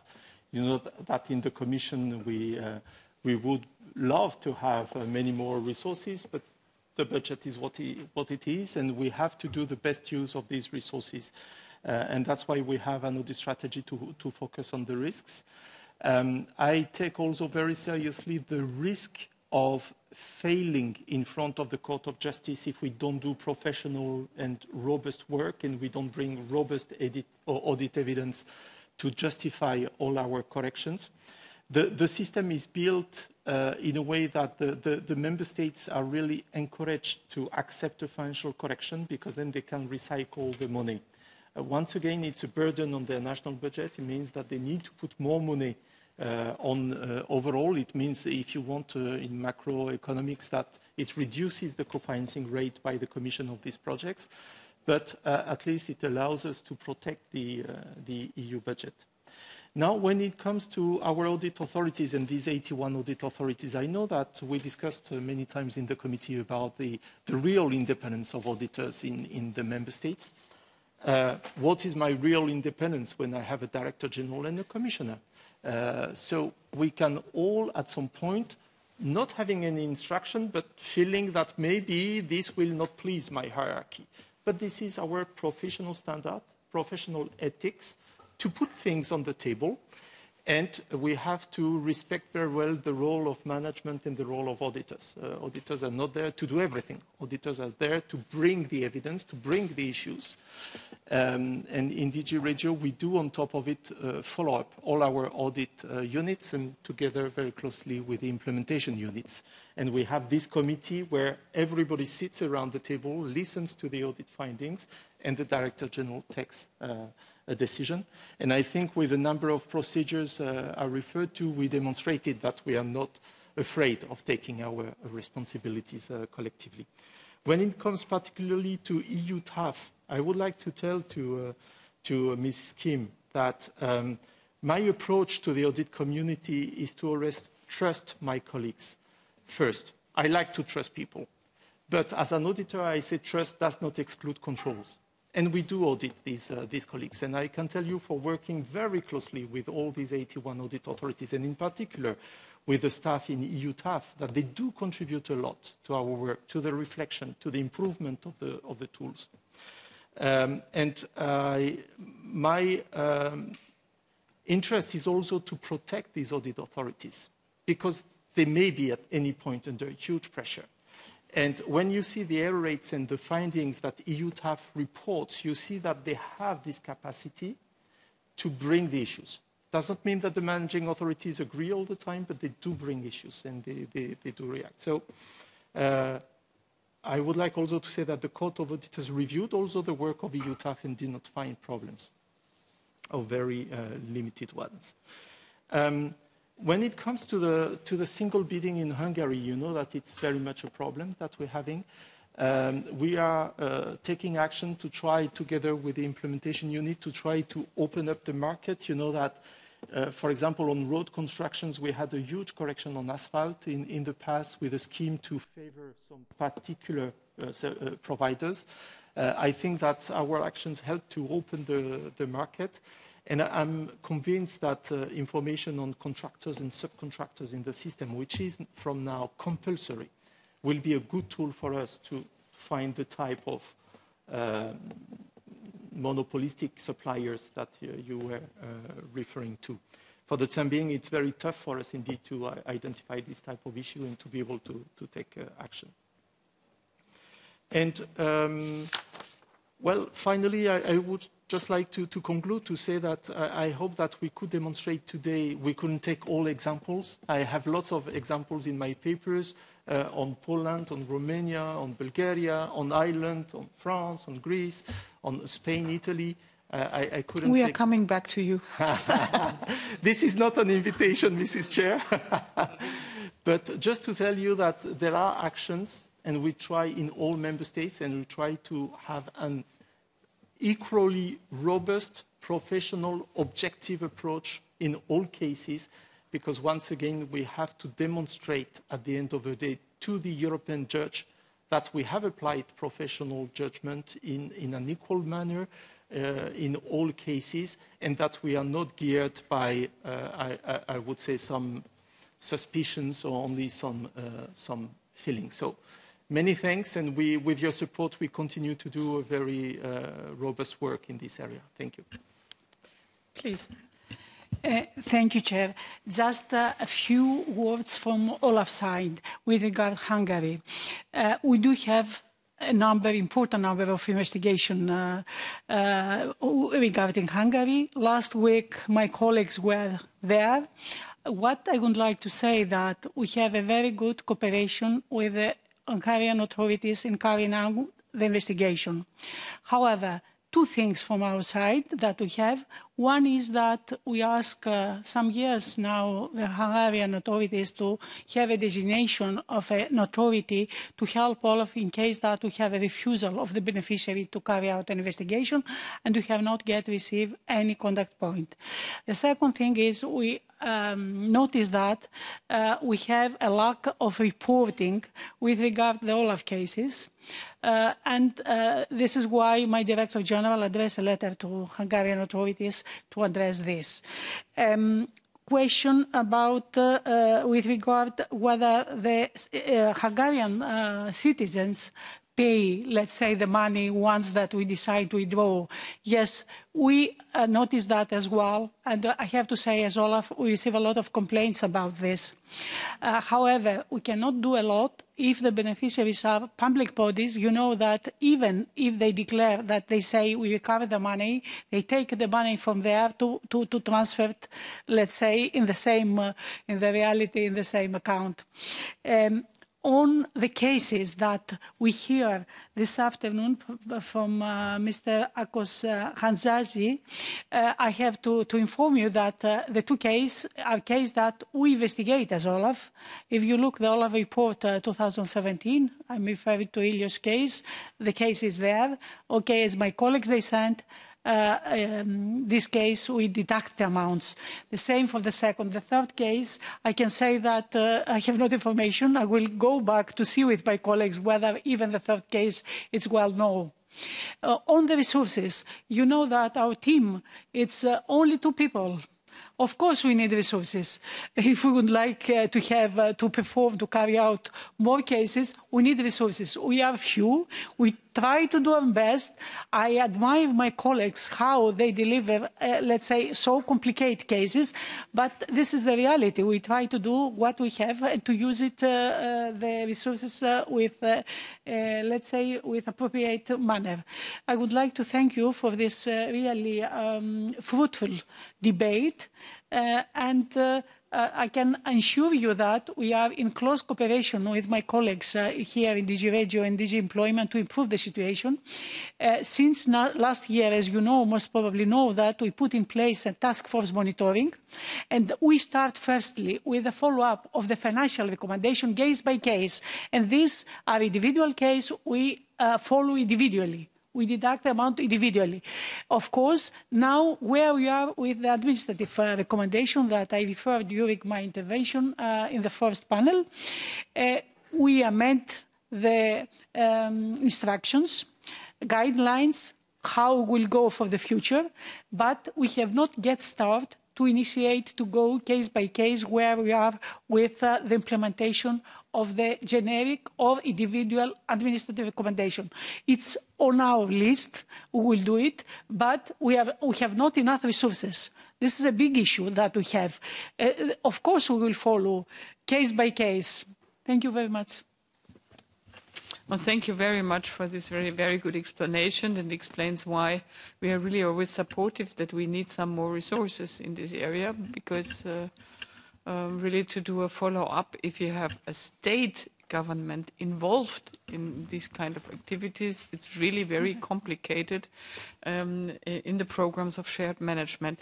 Perhaps a last word, Daniel, to Lakos, Hadházy, and then you are finalizing as our rapporteur. Thank you. I heard that the translator were going. Ich muss es Deutsch sagen, für Daniel und für Ihnen. Entschuldigung. Wir zwei schaffen das. Wir versuchen es dann zu übersetzen an die Kollegen. Danke. Ganz kurz. Ich habe sehr viel über die Korrektion gehört. Das 1 Milliarden Euro Korrektion wurde in Ungarn gemacht. Die Korrektion wird nie eine Lösung bringen, weil es nie in Ungarn eine politische Konsequenz haben wird und nie eine rechtliche Konsequenz haben wird. Also die Aufhängung kann eine Lösung sein, die Korrektion wird nie eine Lösung. Darüber wird der Ministerpräsident nur lächeln. Und was noch wichtig ist, die Europäische Staatsanwaltschaft, ich weiß, dass darüber nicht so viel geredet ist, aber das würde nur sichern, dass in Ungarn auch rechtliche Konsequenzen diese ganz große und riesengroße Diebstahlen haben würden. Dankeschön und Entschuldigung. Thank you very much for your expertise, and I think that at the end this was the reason why we created the conditionality mechanism, to have a possibility if all the sanctions under the legislation that are existing are not working, and if we have a rule of law issue included, then Commission would have a new instrument under this new legislation. Daniel. Well, thanks. Thanks to all the experts and for being here and the work that you do. There were some explanations, and I think that's good. I still now, in a way, have more questions than when I came into this workshop. I guess that's sometimes how it works in budgetary control. I have the same hope as Monika Hohlmeier that we can do something with the rule of law mechanism. But I also think that on this specific tool of the CPR, we need to continue thinking about this. What further needs to change beyond what we just changed in the CPR, so that we can make sure that the budget is protected. And I still have to say, I mean, particularly in those cases where there is a deliberate government-organized sort of attack on the EU budget, that we are simply doing corrections, and that there is no real sanction in a way. They're saying, okay, then don't reimburse this project. Here is the next one, because we overbooked the budget lines by 110, 115%. In a way, then that government can never lose. And that's a bad situation for us, because with these limited resources that we have, then we cannot win in a way this battle against the fraudsters. And I think that's something sort of beyond the CPR that we need to think about. How can we further improve the system, the rule of law mechanism being one element.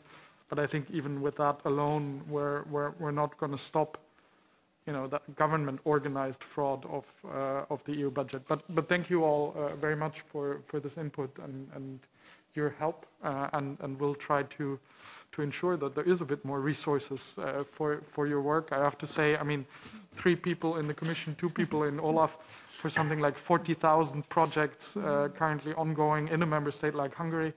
I think we could do a little bit more, and given that RRF money is coming, it's urgent. So thank you very much, dear Daniel, and thank you very much to all our representatives of Commission and of Olaf, and I think we continue our work. Good luck to you. And we continue our work now already in 20 minutes. So this was the hugest delay we ever had produced. Thank you to our technical team.